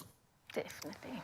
Yeah, of course. While we dive into that, there's something else interesting to talk about right now, because one way to obviously avoid anxiety is to look after our health, and that's something I'm a massive advocate for, and I think everybody should incorporate this into their daily tasks. Now, nobody is ever ready for the colds and flu battle that comes with this winter season, but with more information on what to stock up with, you'll be prepared. Now, we've called in one of our favorites, Huchle, and she sat down with OTC marketing manager Garth Mart, and that was to find out how to get winter ready with Carenza Parisi. Check it out. The winter season is officially upon us, and it is known for bringing colds and flu. But we are not worried, because when the sniffles start getting hectic, we turn to our trusted medicine cabinet for the solution. This morning, we are joined by Garth Mart from ACOG Ingram OTC to chat about adding an essential item to help combat blocked nose, pain, and flu. Good morning, Garth. Thank you so much for joining us this morning. Yeah, thank you so much, Kruthi. Why do you think that a lot more people tend to need a product like Carenza Parisi, particularly during this time of the year? So winter is upon us, as we know, and for many of us it is our favorite season of the year, but for those more prone to cold and flu, not so much. So Carenza Parisi is a multi-action cold and flu fighter with vitamin C to help reduce the duration and the severity of common cold flu symptoms. And what symptoms does Carenza Parisi provide relief for? So this makes Carenza Parisi a 3-in-1 solution for symptomatic treatment and relief for 3 common cold and flu symptoms, namely pain, fever, as well as blocked noses. How should one be taking Carenza Parisi, and how often to relieve the symptoms of colds and flu? Yeah, so Carenza Parisi can be taken by adults as well as children over the age of 12 years. You simply dissolve 1 tablet in a glass of cold water for at least 3 to 4 times daily. However, what we do advise is that it should not be taken continuously for 10 days without consulting your healthcare professional. What we do advise is to always consult your healthcare provider if you are unsure that this medicine is actually suitable for you. Thank you so much, Garth, for joining us this morning. Yeah, thank you for having me. Now that we are all equipped to fight off colds and flu this winter, Carenza Parisi is giving you the chance to be a double winner with a cash prize of 5,000 rands. And here's how to enter. Stand your best chance of beating colds and flu this winter and being one of 2 winners of 5,000 rands each with Carenza Parisi. To find out how the triple effect of Carenza Parisi makes it an essential on your shopping list this autumn, and how you can win 5,000 rands in cash, catch Expresso from the 15th to the 18th of May, and again the 22nd to the 25th of May, and manage cold and flu symptoms this winter. Simply reply to the competition posts on the Expresso social media pages using hashtag Carenza Parisi and hashtag BeatWinterFlu. T's and C's apply. Absolutely love that, Kukle, coming through with the goods. And here's another tip, something I often incorporate is in the morning have a nice hot cuppa with some lemon, some honey, and it kind of just kickstarts that immune system, gets you going, gets you ready for the day. That's something you could try as well. I personally find sleep. Oh yeah, oh yeah. I feel like when I'm busy getting sick, it's my body's way of saying you need to slow down. Yeah. Actually, I changed mine. I'm going with that. Sleep, definitely. For me, it's all in the mind. I assume we're always sick and you just push on through, man. We've got to do it. No, support and help is out there. And just like that, you have one less problem to worry about this winter. Beat the winter flu with Carenza Parisi. Whenever you have something really cold and then you get this short, sharp kind of sensation, that's sensitivity.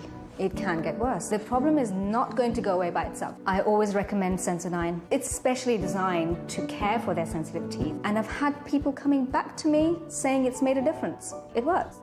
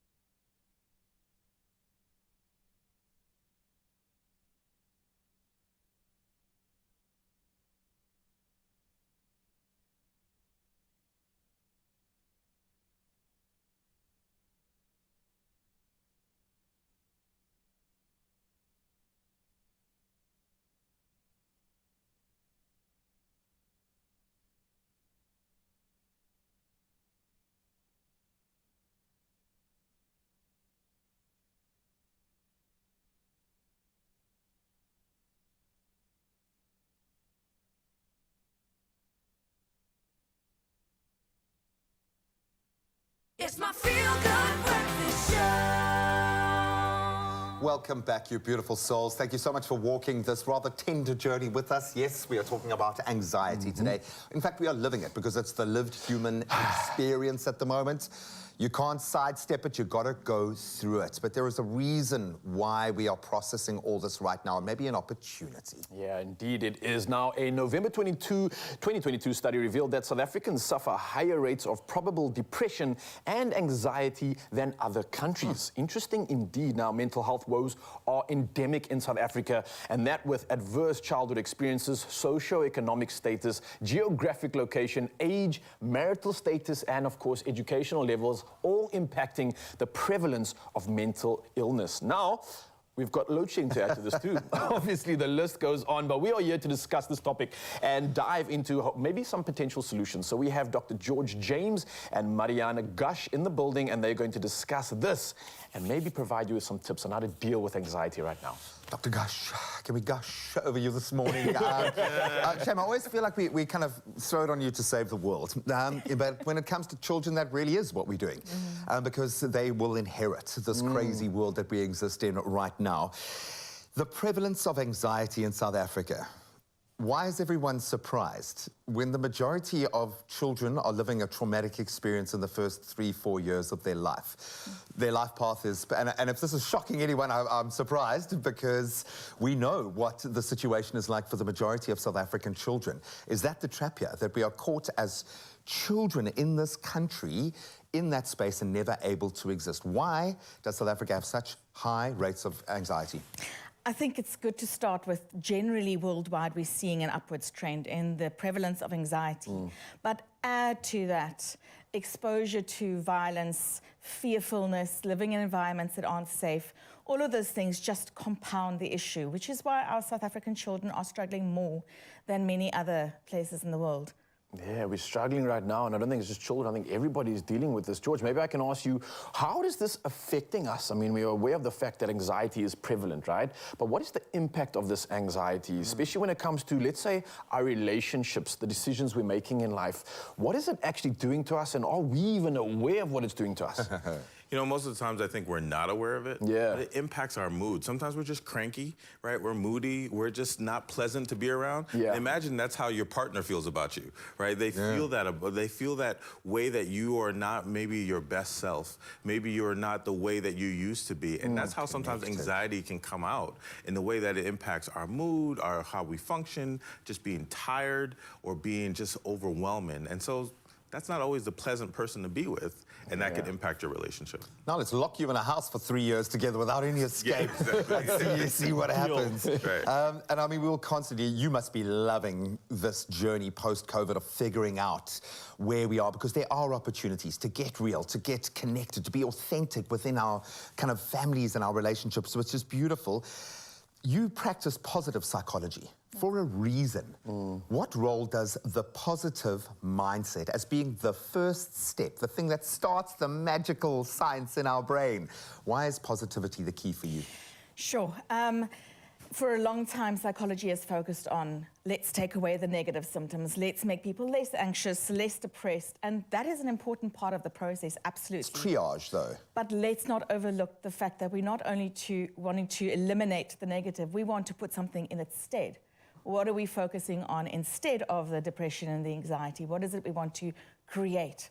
So that is incredibly important, because if you take away the depression, anxiety, and the negative symptoms, you're not ending up with a happy or fulfilled person.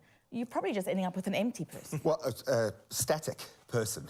Unfortunately, adversity seems to be the only thing that drives us forward and allows us to grow. It does indeed, yeah. And I'm just thinking about this now, and I'm not even aware of the anxiety that we're going through in our day-to-day lives. And I think it's something that we all should be aware of when we're dealing with people in general, because you don't know how anxious somebody else is and what somebody else is actually going through, never mind yourself. And I think that maybe gives us some insight into it. You mentioned something earlier, George, about relationship anxiety, and you mentioned the difference between the two. Now, I'm still trying to wrap my head around this. What exactly is that? I thought anxiety is anxiety, whether I'm at the store, I'm dealing with anxiety regardless. But is there a difference between the anxiety I experience and anxiety that's experienced, let's say, within that relationship, like you touched on earlier? Yeah, I'll say there's a spectrum, right? So if you're single, there's the anxiety of like, am I ever going to get in a relationship? Am I ever going to get married? Am I ever going to have a child or a family, right? If you're in a relationship, depending on your past, you could be anxious. Is this going to end at any moment, right? Are they going to cheat on me? Is there something wrong going to happen? So anxiety makes you fearful of almost anything that can happen. Will I lose my partner? Will they not like me? So it starts to just come up, and now as a result, you make decisions and choices that aren't healthy for your relationship.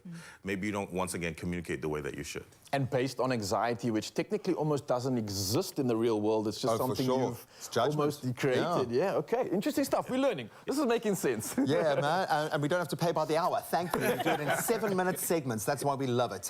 There are opportunities in this new normal that we find ourselves, an opportunity to have deeper connections, stronger relationships, and more capable children. We are wanting to tap into that kind of energy. We love you guys. Positivity. Oh, thank you, gents. Well, listen, this morning we asked you the question to give us comments on how you perhaps are experiencing anxiety, but most importantly, what are your coping mechanisms? Let's take a look at what you had to say on social media. Annalise says, since the start of COVID-19 up until today, we are not coping at all financially. We can't even afford basic needs, and we all do and can do to cope with the stress and anxiety is to pray every day that some miracle will happen. We get up and we try again. Annalise, we are certainly sending you all the love, and yes, keep that positive mindset going. We have Vahida saying, good morning, Expresso family. It's true, we are all experiencing anxiety and stress about almost everything, load shedding included. Worrying is only going to make us all end up with chronic disease, because it appears there's not much we can do to ease the situations. We should just go with the flow, check the load shedding schedules, and let it be. The universe will eventually take care of itself once we stop complaining about everything around us. So I love this, having a look at the glass full approach. Then we have Marlies saying, my anxiety got bad in 2020, but I was sick for a whole month. I couldn't eat or drink. I couldn't swallow. I've lost a lot of weight at the time. Although I am better now, I still cannot travel alone or go to the shops or doctors alone. Yes, I am on medication, but I don't really have a coping mechanism. So Marlies also sharing what she's been going through, and of course it's beautiful to know that if she needs to have someone with her to go to the stores or run her errands, she's got that support system that she needs. But perhaps you have something you're struggling with, perhaps you've got your own coping mechanisms. Feel free to share that with us. We would love to also hear your voice, our voice notes. You can send us a WhatsApp on 063 408 8863. We would love to have you part of this conversation.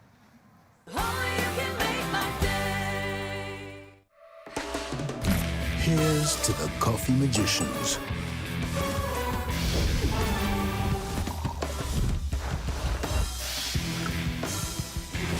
The ones who know what you get out starts with what you put in.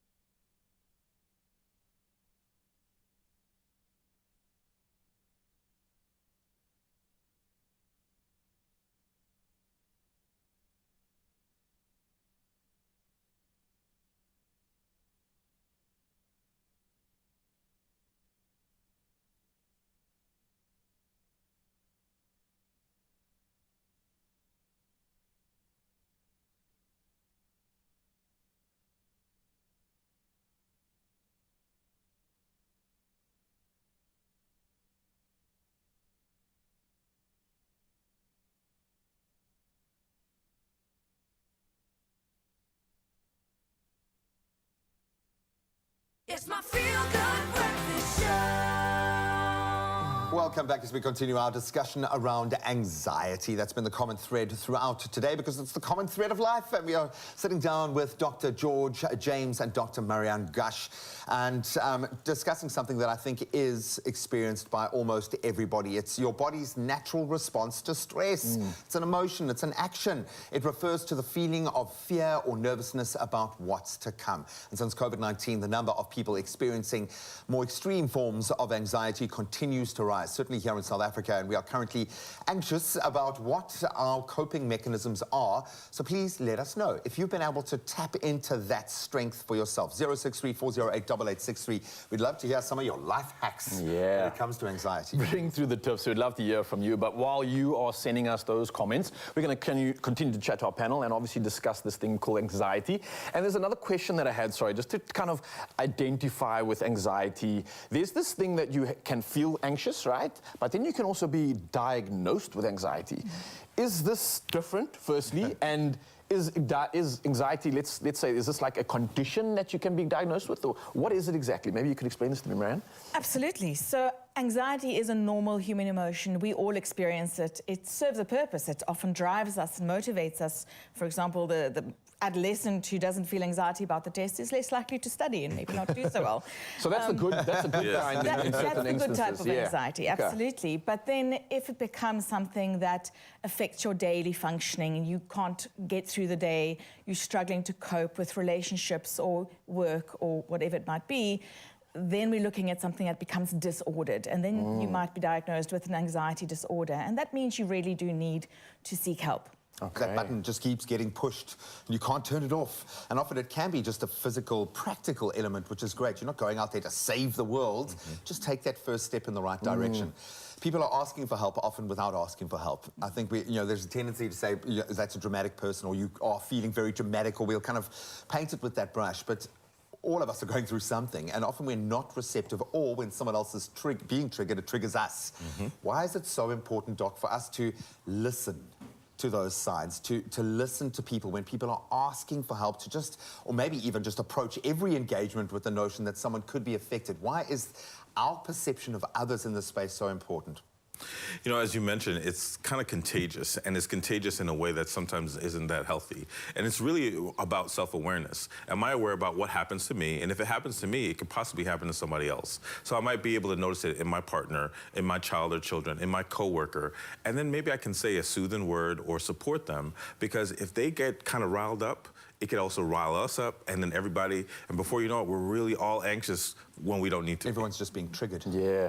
No, I like that. I like that, the fact that you're talking about something more positive and letting the positivity, let the light pull you out of the darkness, as opposed to any other sort of way around doing it. Maybe, Marianne, I can ask you this question when it comes to everyday life, when we are dealing with anxiety. There must be some form of like a mechanism that we can use to kind of like cope with this, and maybe we can take this to a practical sense, because I know many people are dying to find out, what can I do when I'm in the situation?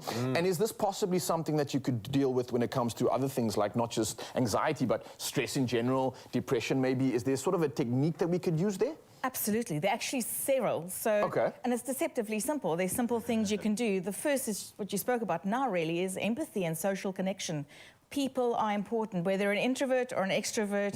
Having a support system, having people to speak to listen to, that's really, really important for our resilience. Don't bottle it in. Exactly. So important. It's a bit of a cliche, but it's a cliche for a reason. The other thing, if I may show you something really, really practical, is something called the physiological sigh.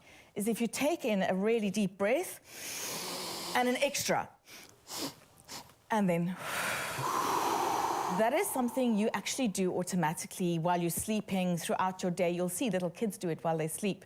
It's a very natural way of resetting that nervous system reaction to stress. So it's really a physical way of calming your body. Doing a few physiological sighs. Well, there's a reason why, like Qigong and yoga and all these calming physical exercises do this.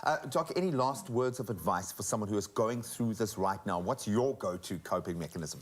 You know, do the things that you love, right? Be around people that you love. Like, I like to travel. I like to spend time with my family. Do those things. things and do the things that get you anxious less. So if you're taking in a lot of content that really hurts you, don't do that. Yeah. If you don't like that coworker, maybe avoid them a little bit. You have a choice. Find ways to like enjoy the life and reduce anxiety, but don't be afraid of it. Lean into it because it can actually make you better and thrive if you use these coping strategies. Oh, thank you. Beautiful conversation. Thank you so much, Doc Marianne. It's been a great insight into dealing with anxiety, and I think we've equipped Mzansi with a little bit more. And on top of that, there's another way which we can also deal with anxiety, and that's through some fun and exercise. Check it out. Thank you.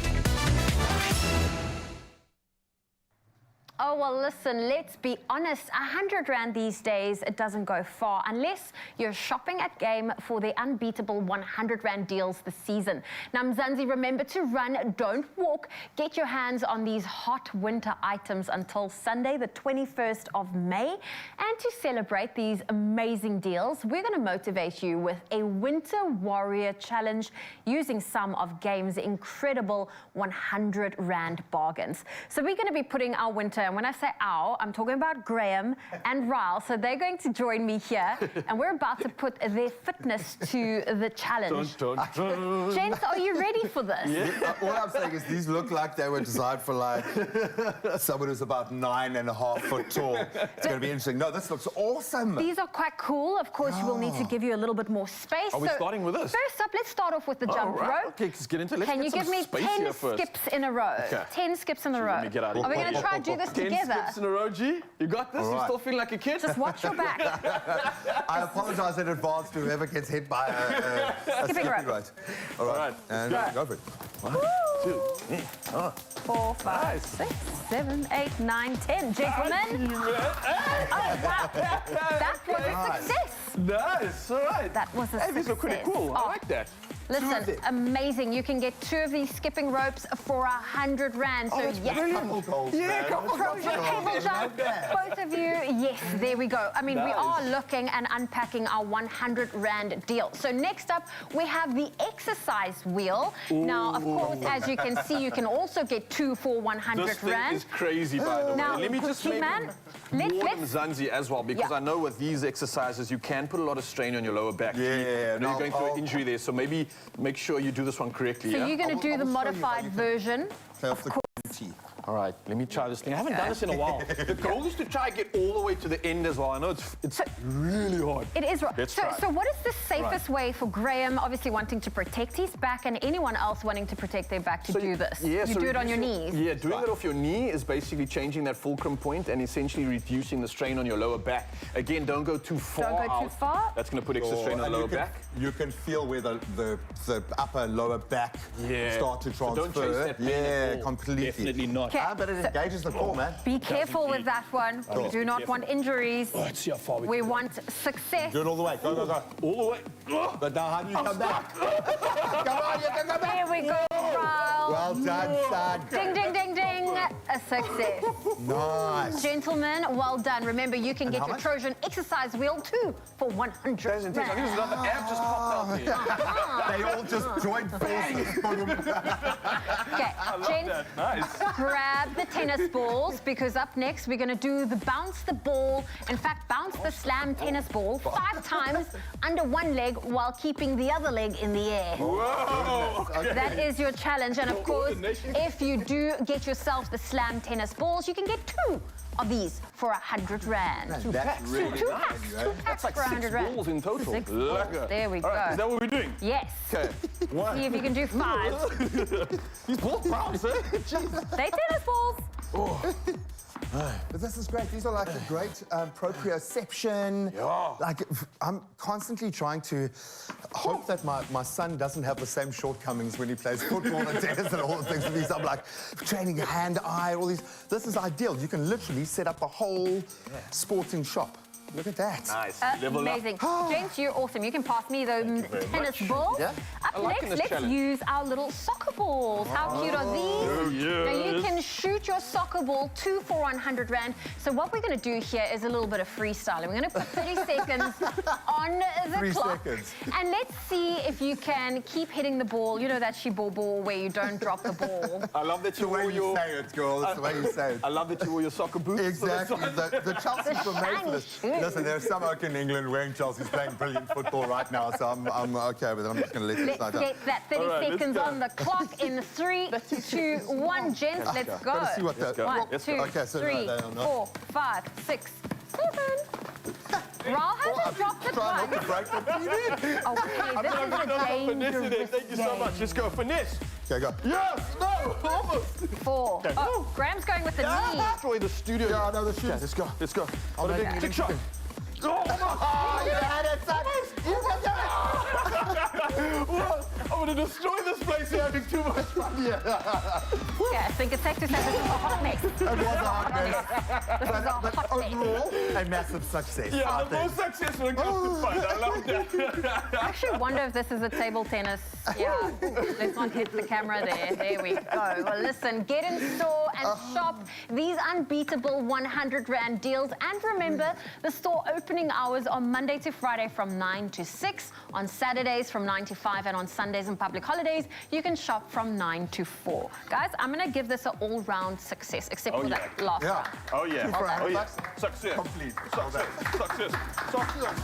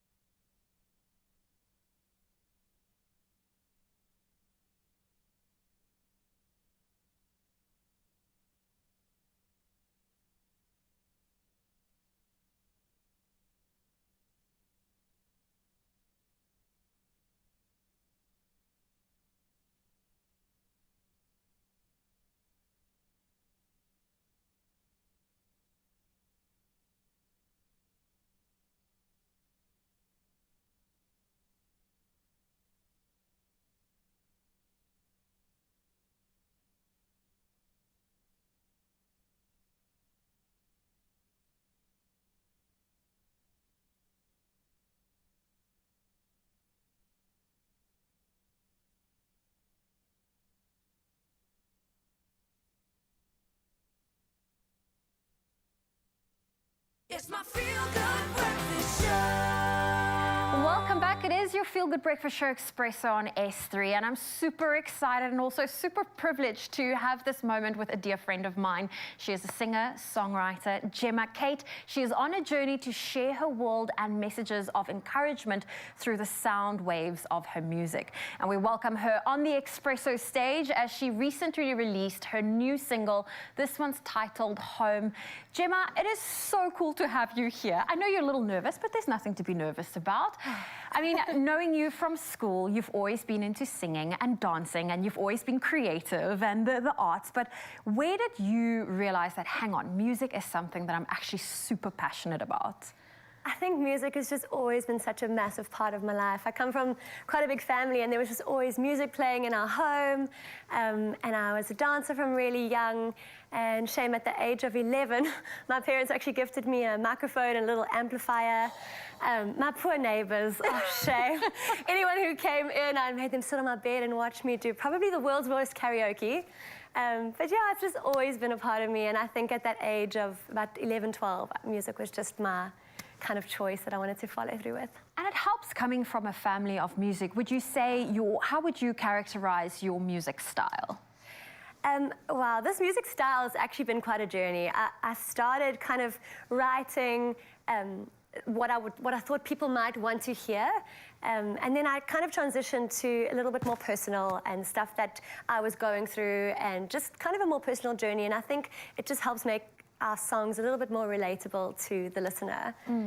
So yeah, so it's been, I suppose my writing way would just be a journal of me. A journal of you. And you know, today's theme on our show is all about anxiety and all those things that you put in place to help yourself with it. Do you think music and writing, that whole process, has helped you with dealing with, you know, performing and any anxiety that comes with it? Yeah, 100%. I mean, I've struggled with anxiety pretty much my entire life. And I suppose instead of having a journal that I would journal in, I did try it just didn't work.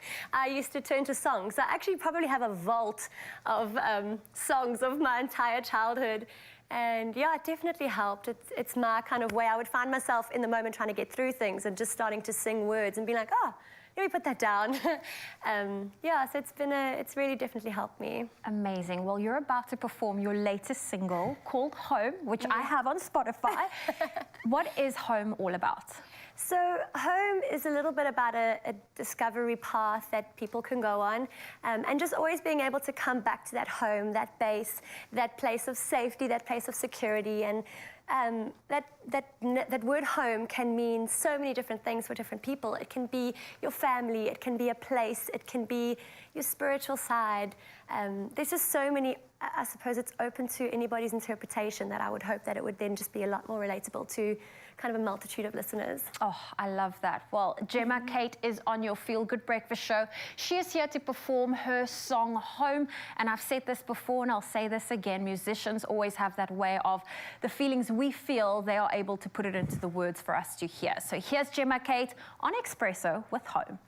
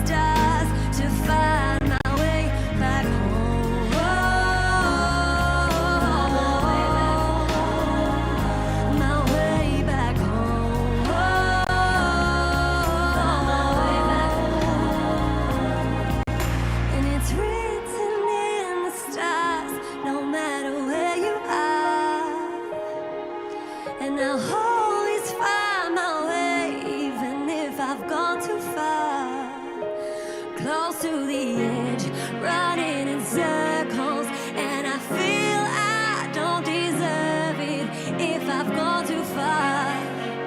It was written in the stars, and it's written in the stars. No matter where you are, and I'll always find my way, even if I've gone too far, close to the edge, running in circles, and I feel I don't deserve it if I've gone too far. It was written in the stars to find my way back home.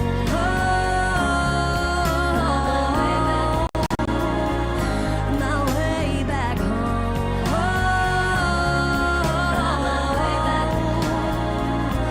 Close to the edge, running in circles, and I feel I don't deserve it if I've gone too far. It was written in the stars to find my way back home.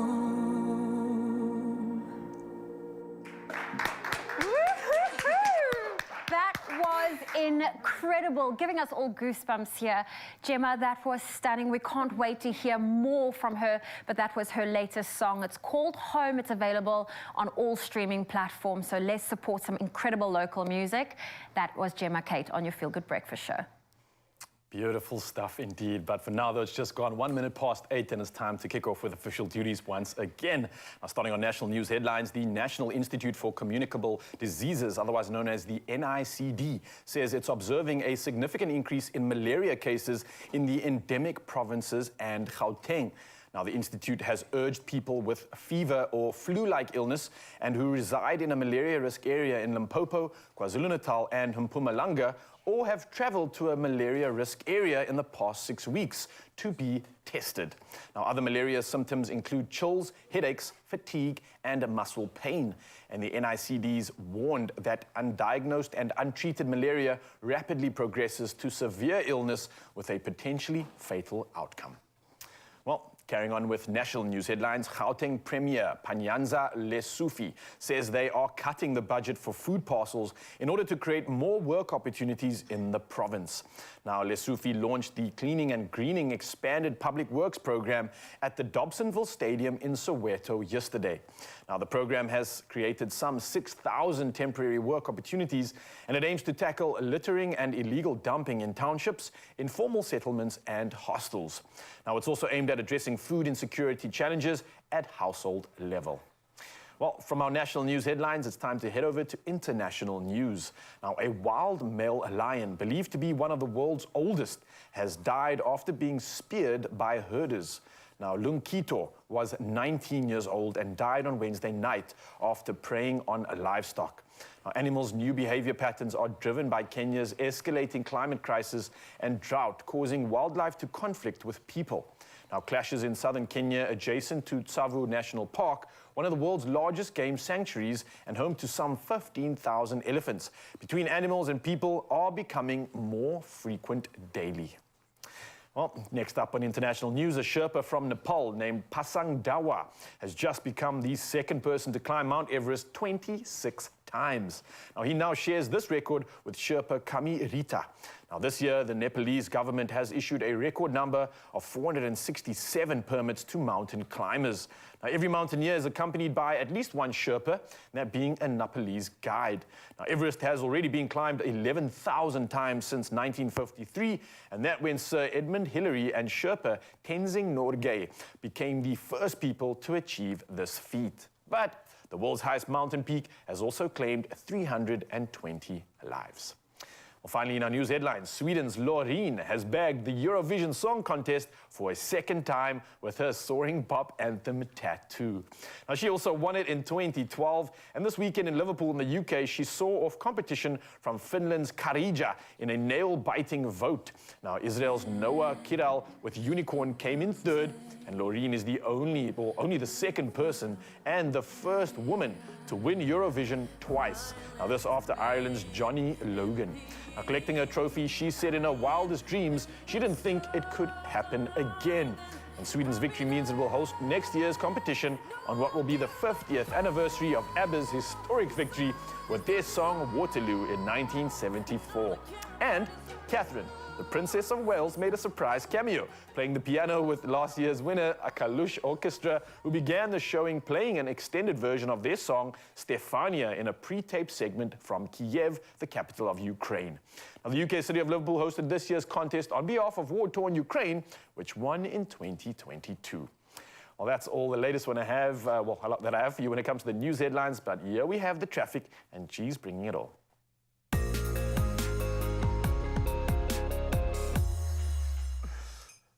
Yep, let's get you to work safely. Let's start in Joburg, in Cleveland. In fact, on the M2 East, there's been an accident with a truck, sadly. Please try to use an alternative route this morning to avoid delays. Very heavily congested as a result. Then moving a little further north, Centurion, there is a stationary vehicle on the N1 southbound. That's before the ramp to Old Johannesburg Road. The right shoulder is now closed. Just please drive very carefully when passing by. That's all we've got to report on the traffic front. Let's get into some weather.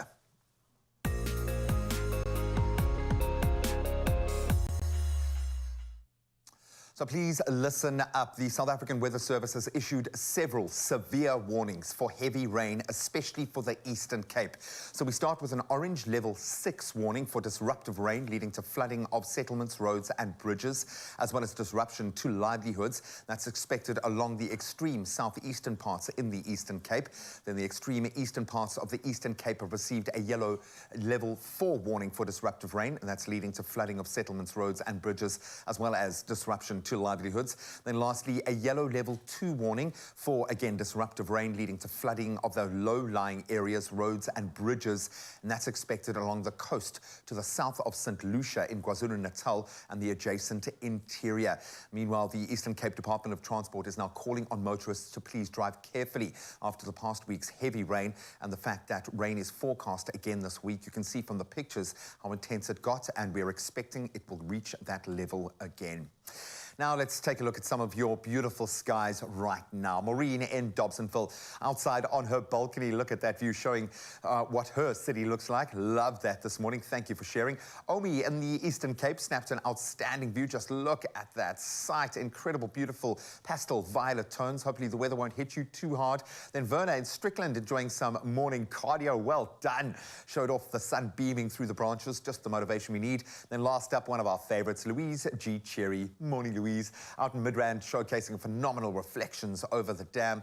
This looks like a painting. Absolutely breathtaking. Thank you so much for sharing how you start your day. Keep them coming. 063-408-8863. So let's see how that start is going to feel this morning with some of our temperatures. And we start in Polokwane, 12 your low, going up to a high of 20 with a 46% chance of thunder showers. That rises to 86 in Mbombela, 14 your low, going up to 22. Pretoria, slight chance of rain there, 11 your low, going up to 20. Johannesburg, expect the thunder showers as you start your day on 9, going up to 18 degrees. Mahikeng, 6 and 24. Kimberley, expect rain there as well, or rather Klerksdorp, expect the rain, 6 your low, going up to 20 with a 78% chance of rain. Kimberley, not so much, a low of 7, going up to a high of 19. Bloemfontein, 4 and 19. Richards Bay, you've got rain headed your way, 14 your low, going up to 20. Pietermaritzburg, a 55% chance of inclement weather, 7 your low, going up to 17. Durban, expect the rain, 96% chance of rain, and some humidity, no doubt, 14 your low, going up to 20. Mthatha, 5 and 16. East London, 10 and 19. Moving to Craddock, your low, 4, going up to 15 as your high.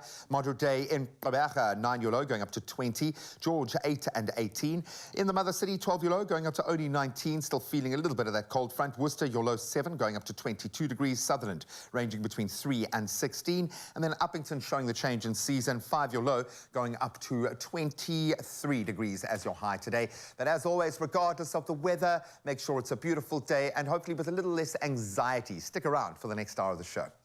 Oh, well, listen, I hope you've refilled your coffee cups. We've still got an hour left together and we are ready to keep you entertained, including another performance from Gemma Kate, and we're talking money matters. Oh, yes. Buying your first home. Now, I definitely can get used to this because the anxiety levels are reducing. This cup is going down well, and if you stick around, we're also going to help you with anxiety because we're turning to social media. Yes, TikTok's got the latest tips for us right there, so we'll see you in just a bit. Don't go anywhere. Oh, you can make my day.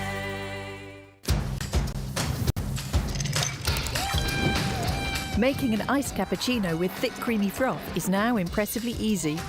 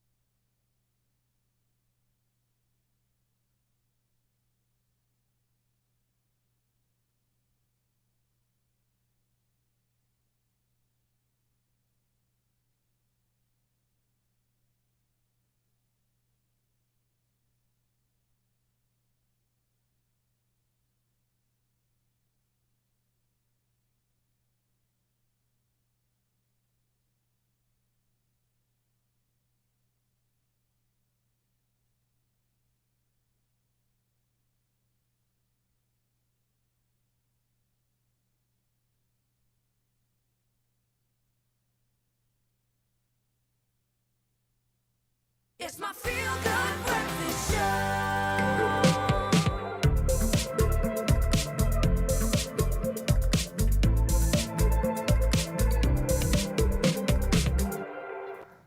Let's do it. Deep breath. And another little quick breath. Release. Hopefully you've done that with us this morning. Very good morning. If you've just woken up, well done. Often I think we fear what we don't know, the unknown.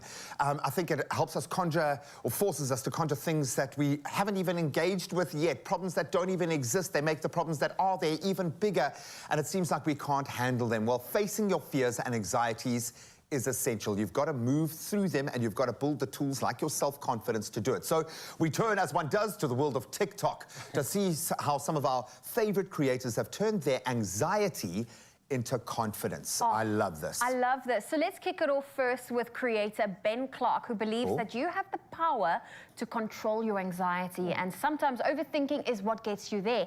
Now, be in the moment, because past and future you does not need you present. You know, how you does. 100%. Present you needs you. Right now. Right now, yeah. Give me 30 seconds and I will delete your overthinking. You have no past and no future. All that exists is this moment right here, right now. Am I wrong? The past is just a bunch of memories in your head, and the future is just you projecting those memories into the future. Imagine that right now you were just born into the world and you know nothing. Would there be anything to fear? Relax into that. It's all in your head. Breathe and follow to become the most confident person you know. 100%. Yeah. Honestly, the past is judgment. Yeah. That's all it is you judging the situation, judging yourself, judging someone else. The future is just a fear. None of it exists. Only this manifestation in the moment exists. I absolutely love that. I really do. And I love this one too that's coming through, because we are here to celebrate in this moment right now. Now, Papi Flacco used his passion for music to express his anxiety and approached it head on, speaking openly about how he was dealing with it. So let's see what he had to say.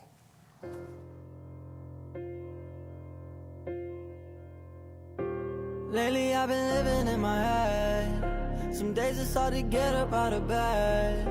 My family be worried about my health. I can't blame them cause I'm nervous for myself. What if I run out of breath? What if I run out of meds? What if I told you I'm not suicidal, but sometimes I feel like I'm dead? I haven't been feeling alive. Look at the pain in my eyes. Everyone said I'ma be just fine, but what if I'm not? What if I die? What if I never get the chance to say goodbye? What if I fall and never look back? Get murdered, all these demons following me from my past. I know I'm gonna see better days. I ain't trying to manifest my past. I'm going to find a lot of very scared young people. 200 mass shootings in America this year already. Probably plus. It's probably gone beyond that right now. A nation on meds right now, and no true north to look to for that inspiration or that strength. So people are turning to TikTok, and young people are stepping up for themselves. I absolutely love this. Now, this next one, if you've lived through anxiety attacks or have someone in your life who suffers from them, it gets so hectic. This I love. Introducing butterfly taps, and this is Micheline Malouf. She's a therapist, and she shared what looks like a pretty easy and effective and efficient way to help you manage what feels like, honestly, a heart attack, an anxiety attack. Take a look at this. I'm a licensed therapist, and if this video landed on your FYP, it probably means that you're highly anxious or highly stressed, and you're probably also wondering what the heck I'm doing with my hands. This is a technique called butterfly tapping, and it's a bilateral stimulation technique that helps us ground ourselves when we're feeling anxious or panicky or just need to calm down our bodies a little bit. It helps by activating our parasympathetic nervous systems and helping us calm down. Do this for a few moments on your own and let me know if it helps. Is it helping? Yeah. I mean, so often, I've picked up so many little tips and tricks from you, Raal, about starting with your head, leading it into your body. And now if you have the emotion that leads to the thought that leads to the body, but having those practical little things, it's not go and run up a mountain, it's literally just create that feeling in your body. 100%, and this is something that can just correlate with what's happening right now, tapping into that natural rhythm, being aware and being present, and this is something that brings you back to that moment. Because like you said, you get caught up in things that don't exist, the future, the past, this is what matters right now. Test your pump as well. Yeah, now check this out. Our next creator turned to art. Now, this was to help manage her anxiety. I love this, but check it out. You'll love this too, maybe. I spent my whole life dealing with panic attacks and severe anxiety, and one day when I was 20, I bought a colouring book to try and calm my mind. I saw this mindful mandala colouring book in Coles, so I bought it and I literally became obsessed. I ended up with about 30 colouring books and spent like all day colouring in. I just found that when I was colouring in, I was no longer thinking about what was going on in my mind, I was just focusing on the task I was doing. Colouring in is proven to help your anxiety, improve sleep, and also improve your focus. Since then, I've taught myself how to draw, which also helps with my anxiety, and I've created my own colouring book to help others as well. If you suffer with anxiety, I would recommend colouring in. I'm not saying it's going to fix everything, but it will definitely help with your mindfulness and getting out of your head. I love that. It works. It really does work. So we do it as a family. We all do our colouring in and drawing, and it's the most beautiful, amazing thing, except my colouring is terrible. So my anxiety does kind of rise a little bit. But again, it's that notion of getting into the moment and being there and being present.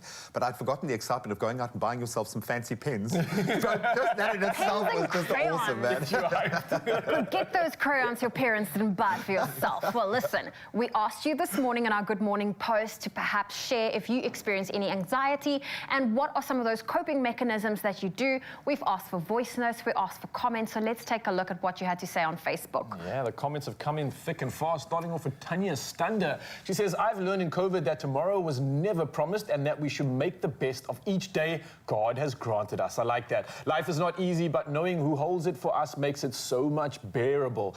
Now, God provides for the birds in the sky and the fish in the sea. How much more will He provide for His children on earth? Grateful is an understatement of how I feel just to open my eyes each day. Keep faith, everyone. God will come through for you. He is always on time, and that timing is always perfect. Oh, I love that, Tanya. And she just reframed the whole thing into a positive notion. And how often do we say to ourselves that it starts with a notion of gratitude? That's it. Just be grateful for what's going on in your life, and you'll be amazed at how that mindset will shift, how that internal dialogue will shift. But I'm going to recommend today, go and ask the person next to you if they're okay, how they're feeling, and see if you can't offer them a little bit of love and support. We are dealing with anxiety today. Almost ready to say the word without feeling anxious. Anxiety. Whenever you have something really cold, and then you get this short, sharp kind of sensation, that's sensitivity. It can get worse. The problem is not going to go away by itself. I always recommend Sensodyne. It's specially designed to care for their sensitivity. And I've had people coming back to me saying it's made a difference. It works.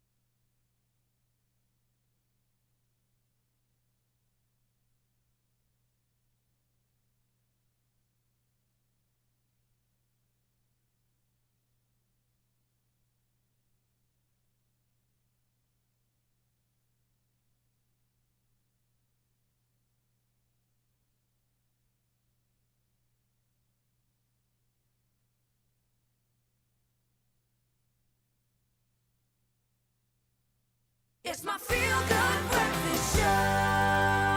Oh, yes, Mzansi, welcome back to Feel Good Breakfast Show. Speaking all things anxiety, and maybe this next topic might bring a lot of that to you, but don't worry, we got you covered, because buying your first home is undoubtedly one of the life's greatest pleasures. For many, that can be agreed on, but it is also one of the biggest financial commitments you'll ever have to make, and that can bring on anxiety. But in today's Our Money Matters chat, we are excited to welcome Ross Levin. He's the Managing Director for CEEF Atlantic Seaboard as well as City Bowl, and he knows a thing or two about buying a home. So if you're in the market, listen up, Mzansi. Ross, good morning. How you doing? Good morning, and good morning to the viewers. Yes. I mean, you got it, dude. You got the strip. You got the strip. If it was a Monopoly board, I have the streets you would want. Exactly, dude. I hope that isn't lost on you every day when you sit and have coffee. I'm 100% aware of it. Position. So congratulations, man. Thank you. Thank you. I know so many people interested in this because it has become a different dynamic. Let's start with the practicality, though. If we've gotten to that point, our budget's right, our life path has brought us there, we want to buy, what's that first step? Do we go for a pre-approved? How do we approach that entering into the space? Because it feels like there are little hookups and hang-ups along the way. Sure. So I definitely think that the first place, assuming that you are using mortgage to finance your property, which most first-time buyers are, is that you want to start and make sure that you are pre-approved. For two reasons. One, it puts you in a stronger position when you actually put in your offer. Okay. And two, it avoids the disappointment of finding this magnificent property you just can't afford. Oh, the heartbreak. So we work closely with Uber Home Loans. You could go onto their website. They've got calculators online. You can see your affordability. You can see your monthly repayments. It puts you in touch with a consultant so you can check your credit record. They'll also advise you what to do, because even once you're pre-approved, you don't want to go and do things such as buy a car or take a massive overseas holiday, which also affects your credit rating when applying for a bond. Now, you took out a personal loan for solar, and then it's, you know? Exactly. So there's a natural place to start. Yeah, now, I know I've gone through this process, and I was so excited. You get pre-approved, and that's a great way to kind of determine your budget, like what you can and cannot afford. But then you get into this aspect of like, okay, cool, so I've got X amount. I want to buy this amount of this house, but then there's these things like hidden costs and upfront costs and the lawyer's fees and the agency fees. There is a lot that goes on into the sale that you need to be aware of, because that can really affect your purchasing power and the decisions you make, right? What are these costs? And maybe you can lay it out for some of the first-time potential buyers out there, people trying to understand this. I think it's more a case of forgotten costs than hidden costs, because it's called denial. We all know that there are taxes that you have to pay. So let's first, there are two taxes. Yes. So firstly, if you're buying from a VAT registered entity, such as a developer, there's VAT included in the price. Okay. If you aren't, then there's transfer duty to contend with. So 1.1 million and below, no transfer duty. So you don't have to worry about it. Yeah. The moment you go over the 1.1 million, it's a sliding scale depending on the purchase price. And it's for the sake of just using an example, say it's about 1.2 million, well then your transfer duty is about 30,000 Rand on that amount. On top of that, your bond origination cost can also be about 30,000 Rand. Then you've also got your conveyancing fees, which are to get the title into your own name, can also be 30,000 Rand. So that's an extra about 100,000 Rand before you've moved, set up, bought furniture and so forth. And if you are budgeting, one of the things that I would recommend is also create a little safe kitty for you for in case something goes wrong, to limit the anxiety that you're all talking about today. That is a great tip. A great businessman said to me, and a big property holder said, time heals all wounds if you can afford to feed the meter. So you want to give yourself capacity to feed the meter, which stops you from having to be a distressed seller. I like that. I absolutely love it. I'm trying to envision you having a, let's talk about your budget with some of the homeowners that you guys have sold to, and what, I'd like to know what the fees were on the last property you sold, just that. Now, we won't get into the laundry here, but with all of these costs, with interest rates going up, how do we actually budget for the future? Because a property is a long-term relationship with debt, and you need to think about that. How do we set that up? Well, again, that comes down to the kitty that I was talking about, that you want to be able to absorb interest rates escalating, losing your job, economic situations, to prevent you from ever being a forced seller, which obviously affects your pricing. But you do know when you're purchasing your property, you want to also put down, ideally, a deposit to limit that amount of exposure on your mortgage. Most first-time home buyers can access 100% bonds, so they have gone there. It's challenging because they bought it like 7%, and we're now sitting over 11%. It's hurting at the moment, especially these repayments. But again, Ross, this is a conversation that we are all loving right now, and especially for you, Mzansi, it's something I want you to pay attention to, because this is something that can allow you to purchase a home with less anxiety. If you take these costs into account and you budget correctly, this could potentially be a stress-free situation.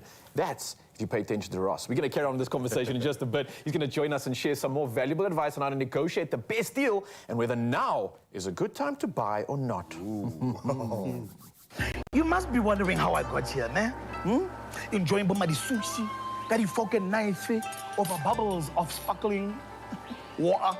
But I didn't know the changes, Joe, because I chose Nedbank, the bank that gives you discount upon discount in this country. I'll call it a bank with benefits, eh? Yeah. Value guaranteed. Seriously? Seriously. Well, listen, we are back with another performance from the very talented singer, songwriter, incredible dancer, Gemma Kate. She's on your Feel Good Breakfast show, and she's a woman of many talents, because not only is she a musician, but also an excellent dancer and business owner. Gemma, it's great to have you here. I mean, we've come from high school days, even I think primary school, we shared a year together, but it's just been so incredible to see your career blossom, to follow you on social media and see that your dancing studio is also taking off. Let's talk about Freedom Dance. What kind of dancing do you teach there? How can people be part of it and join the studio and obviously support you? So Freedom Dance was a concept that I started. When I went back to Durban to kind of settle down, I was looking for just a fun place to dance. You know, I didn't want the pressure of exams or there's such a stigma with dancers as well that I didn't really want to be a part of. And so I couldn't find something, and I got given the opportunity to then take on a studio space. And I thought long and hard about it, and I thought, you know what, why not? And I started the studio that, it's called Freedom. It's adults-only classes, and people are just free to come and enjoy and just be themselves. And you know, I just wanted it to be a non-judgmental space, a space where you can come and just enjoy dancing for what it is, not have too much pressure on technique or exams. Yeah, and just a nice, safe space and community of supporting women, which it really has blossomed into. Oh, well, that is incredible. I mean, you're also mom, yes. wife and mom. Is your little girl also tapping into the music side that mom and dad has? She blows my mind. So with home, when it was started, or when I was getting all my mixes back, I was playing it constantly at home. And one day I was singing it, just practicing it for a live performance. And she started singing along with me, and she's 2. And I thought, and then I started like prompting her with some of my chorus, and she just finished my lines. Oh. And I was just amazed. I've actually got it on video, and it's just, oh, she loves music. She dances and she sings from when she wakes up. Wakes me up sometimes at 4:30 with Twinkle Little Star or Baba Black Sheep or something. Yeah, she loves it. Oh, well, she's definitely got mom's talent. And I mean, you are also very big in songwriting. You were touching on that a little bit earlier. Where do you draw most of your inspiration from? Definitely from personal experiences. So I think, like I said in my previous interview, I really use it as a form of like journaling. And yeah, so I really just my own personal experiences, what I'm going through, in the hope that somebody else who might be going through the same thing would then be able to relate and maybe find, like I find healing in my songs. It's like a form of free therapy for me. So I would hope that listeners would kind of have the same feeling when they listen to my music. Well, we are here for it. Well, listen, let's not keep you waiting because Gemma Cachi is here with her next performance. This one is called Breaking Through. Take it away.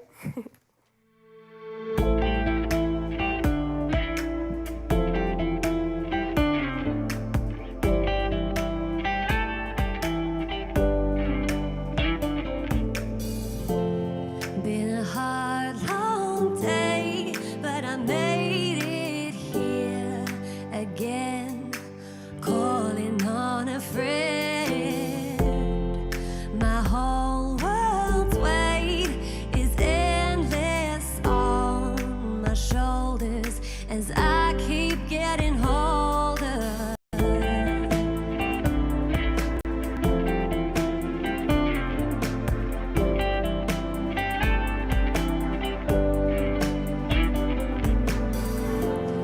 Lay awake for hours, there's a war inside my head. Just wanna go to bed. My mind's so loud, trying to shut it out now. Just wish I knew how. I close my eyes, to my surprise I realize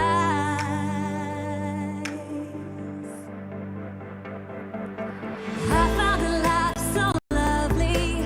I'm putting flowers in my hair. I'm dancing around and finding my own sound is beating everywhere. Maybe it's for a moment. Hope it's the start of something new. Maybe I found my fire and I'm inspired, and now I'm breaking through.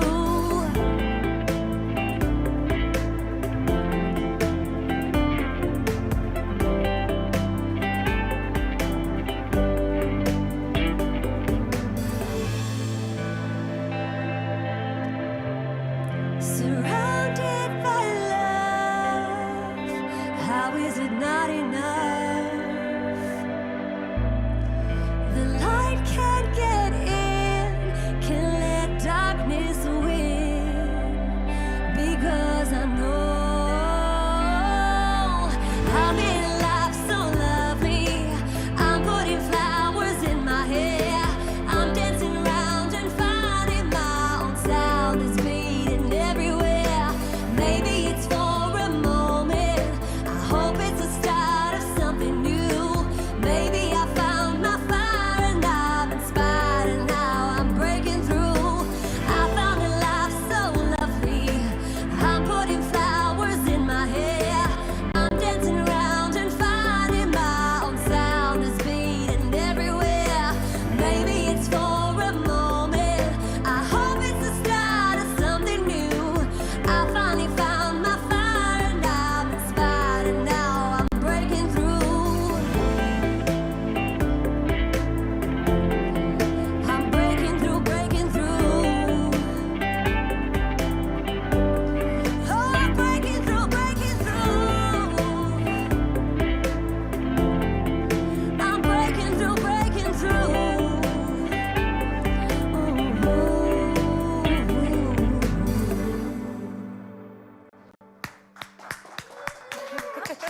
Gemma Kate on your Feel Good Breakfast show. Make sure you follow her on social media at Gemma Kate Music to stay up to date with all of her latest releases. And of course, she'll be back with one more performance on your Feel Good Breakfast show.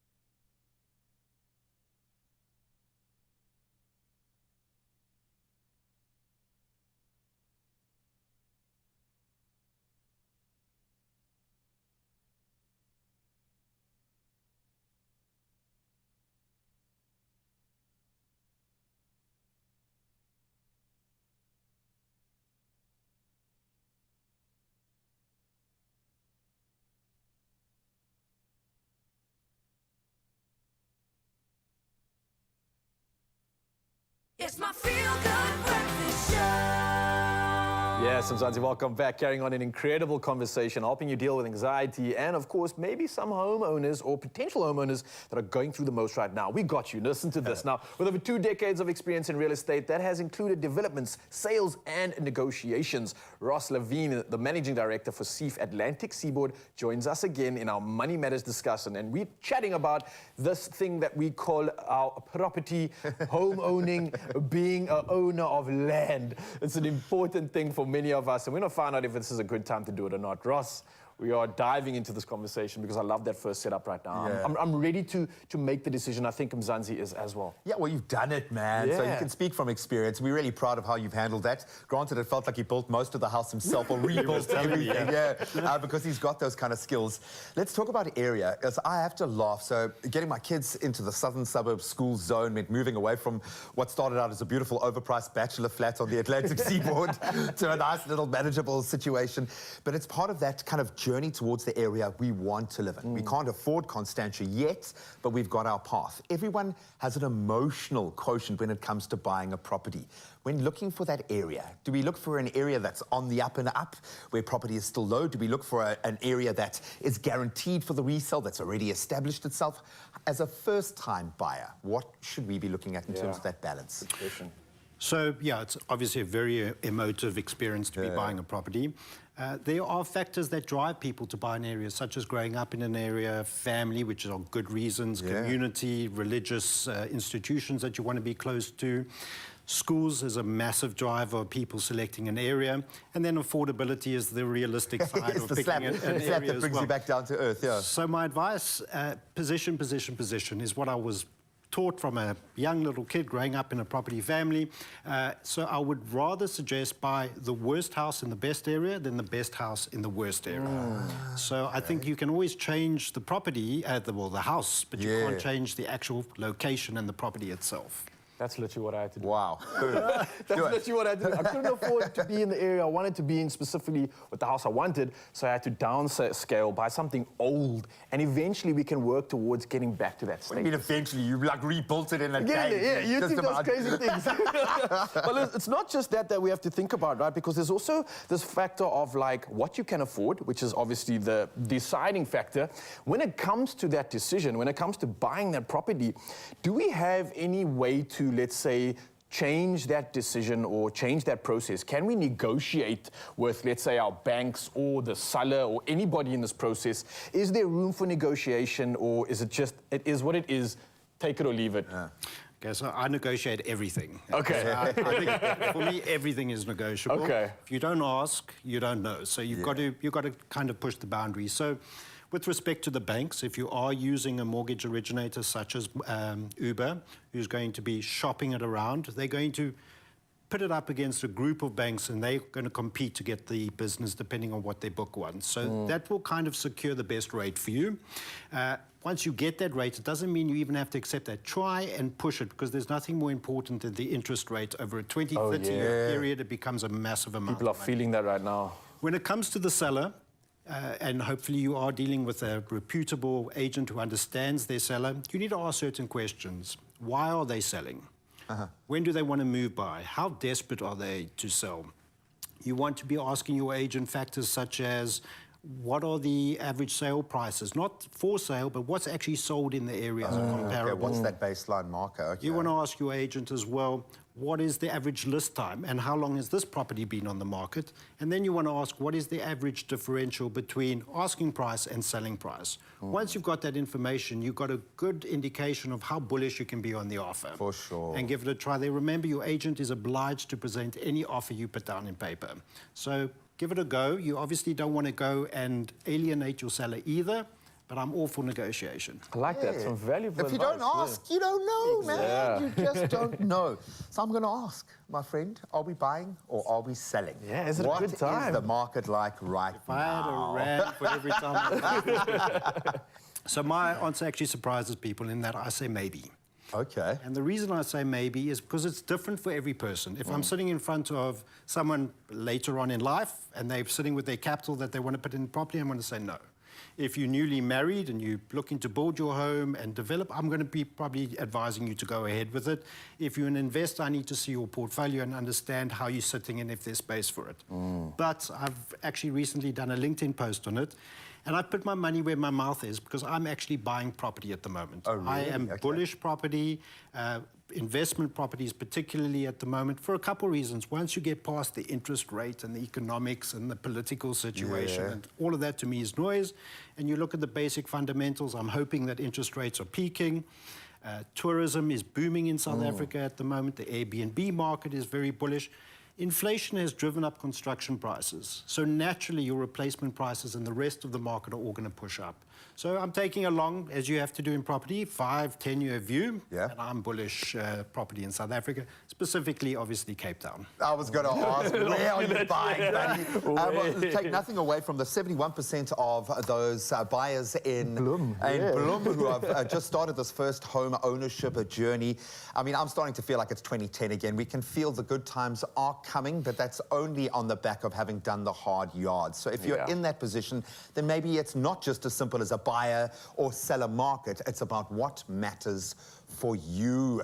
And that's when you need to start talking to the big guns. And I think Nedbank in this case really do want to help you make that dream a reality, but also to maintain that. So negotiate with them as well. And if you take out a home loan with Nedbank and open a transactional account with them, you could also qualify for up to 20,000% cash back, plus 50% off your attorney bond registration fee when applying online. That is a massive saving, man. All right, I'm going to go check this out. I suggest you do the same thing too, especially if you are getting involved in a home and want to reduce that anxiety. Just visit nedbank.co.za. Simple as that. Ross, thank you so much. Thank you, guys. Thanks, Jet. Join the bank that's best for your loan. Choose up to 200 Rand cashback monthly with a personal loan. Apply for a personal loan and a savvy account today. Nedbank, see money differently. Well, Woolworths, they are adding 41 fully electric panel vans to their delivery fleet as they work towards bold sustainability goals and ambitions that they've set out for themselves. Now, Kuchle visited DSV's warehouse to learn more about these newly launched electric vans. Well, let's take a look.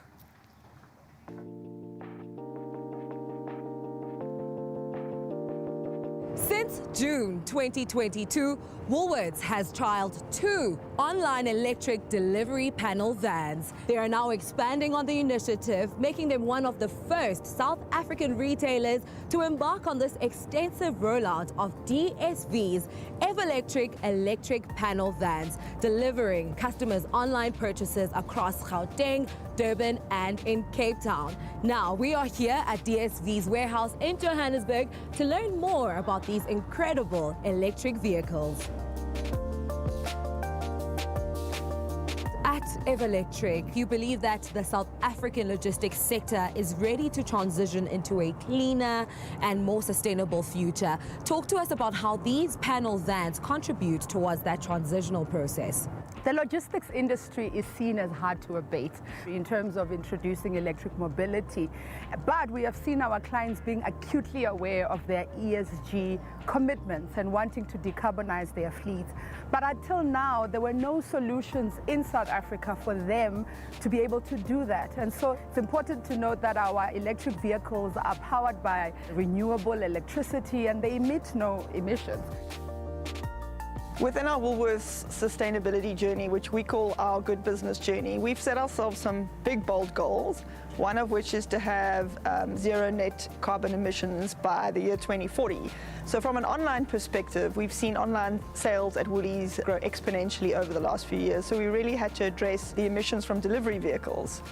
Over the last 2 years, we've tested and trialled electric vehicles in both Joburg and Cape Town to ensure they're robust enough, that we have enough charge to do our full day of deliveries. I'm really proud to say that we've now operationalized this trial and we've launched electric vehicles in up to 40% of our fleet, powered by the sun. I've been driving for Woolies for the past 5 years now, and I've been driving this EV. It's my second week now. To fill up this one, you just start and go. It's nice and quiet. There's no sounds here. It's like you are driving an SUV when you drive this vehicle. And I love the fact that each and every time when I pass in the road, people are just looking at me because I'm the first one to drive an electric vehicle. We are able to optimize our charging between the sun or off the grid. We schedule around load shedding. When you know that electricity will be off between this and this time, you schedule around that. And so far, we've had 100% operational uptime. And how long do they run for with a fully charged battery? A fully charged vehicle can take you 300 kilometers. And that we have seen with our clients that it is quite enough for urban driving because none of them are doing more than 300 kilometers. Now I'm going to ask you to take us through some of the features of these electric vehicles. They are 1-ton panel van. They have got 5 cube of space, of volumetric space at the back. They are manufactured from bottom-up electric, which means they're not retrofitted. That's where you get the most efficiency out of an electric vehicle. Important to note also, we needed to make sure they're also quite reliable. We've been running them in fleets in South Africa for the past 24 months. We have had 100% operational uptime. We haven't had major maintenance issues with this vehicle. Our fleet now stands at over 40 vehicles based in Joburg and Cape Town, with more to roll out in Durban and other areas of South Africa in the coming months. Okay, so there's no engine. So what is in here? So let me not scare you because this is gonna come right off. So let me put this one down. What you're gonna find in here is a 12-volt battery, which actually just runs your lights, your window washers, etc.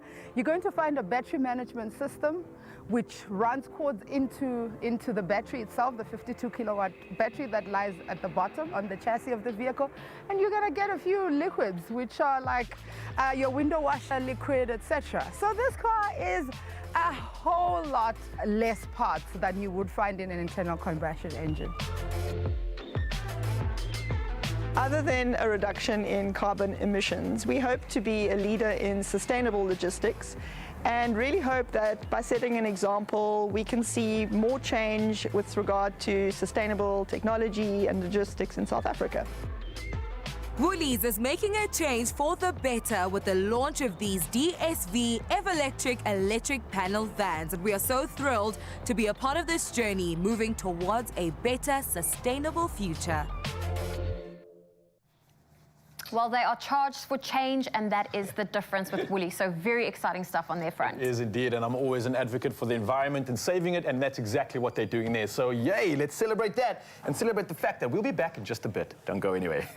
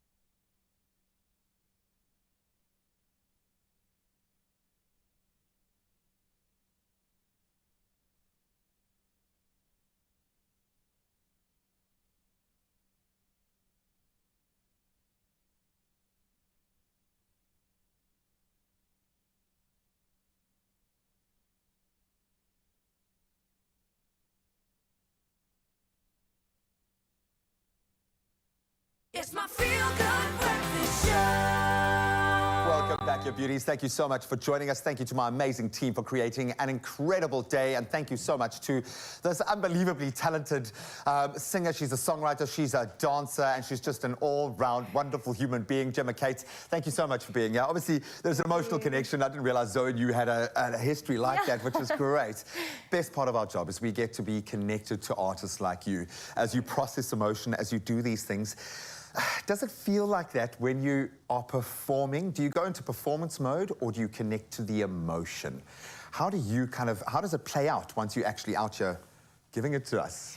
So, I mean, when I started, I was doing theatre shows and you're kind of told what to be. Yeah. So back then, you are completely being somebody else. I even did a show recently where I had to impersonate somebody. So it's really hard to connect then.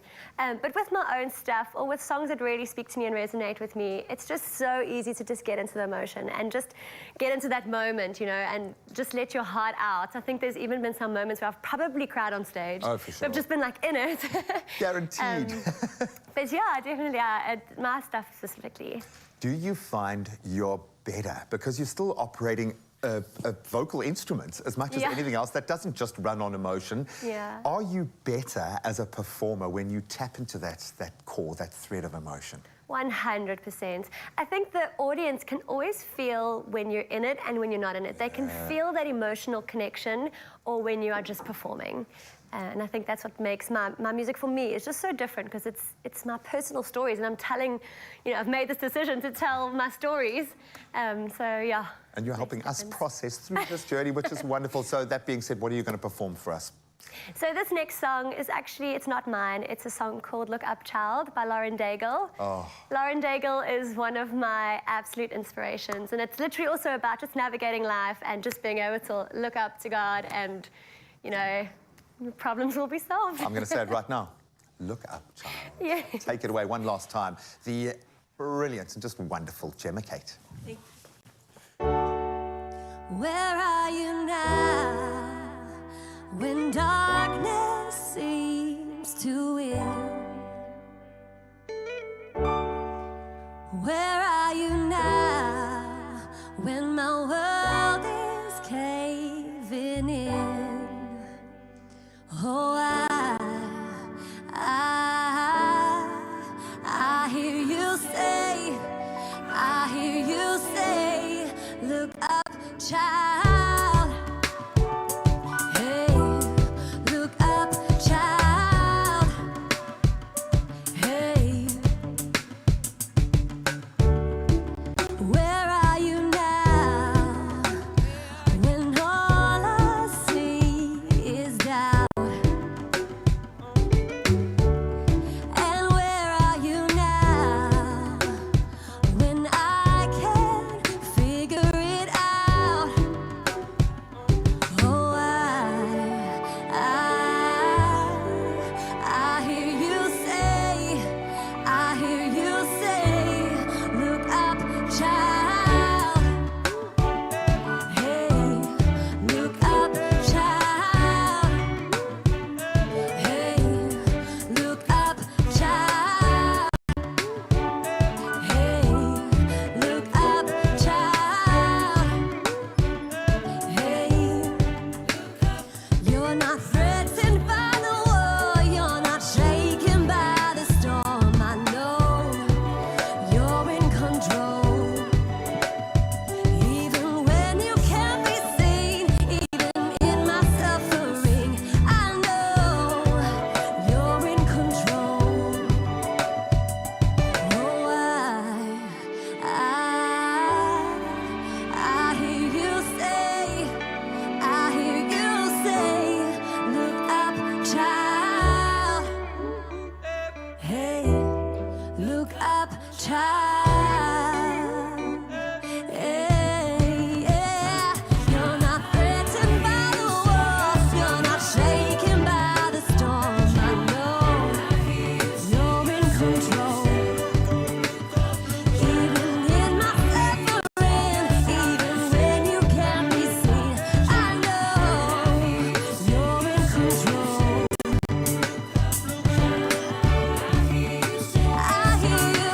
I hear you calling my name. Oh, hey, look up, child. Hey, look up, child. Look up. Just look up. Oh, what an absolute sweetheart. Incredible. Thank you so much for walking this vulnerable journey with us today. We've been dealing with anxiety and a lot of those things that feed in and out of that. And we're going to continue for this whole week on that trend. And we're going to look at digital fatigue. Tomorrow, when is it time to unplug? There we go. Something that's important, I think, especially with everybody working from home at the moment, everybody just literally being consumed by their screens, from the screen to your phone. It's our world these days, and I think it's really taking a toll on us. Maybe it is, maybe it's not, but this is the conversation we need to have. I think it's an important one. It is. We're also going to have Pieter Dirk Eys in studio tomorrow. Of course, some new exciting things coming your way. So I'm very excited for that.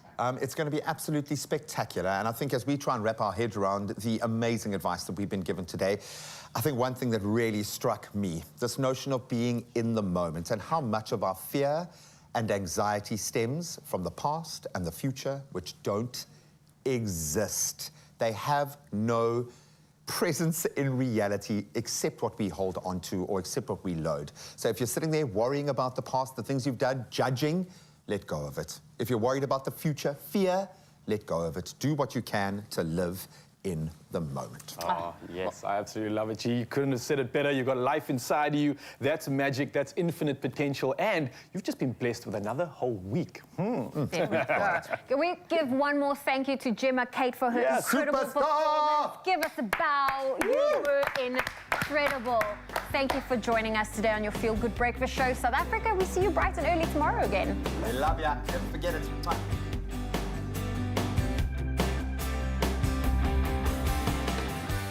Now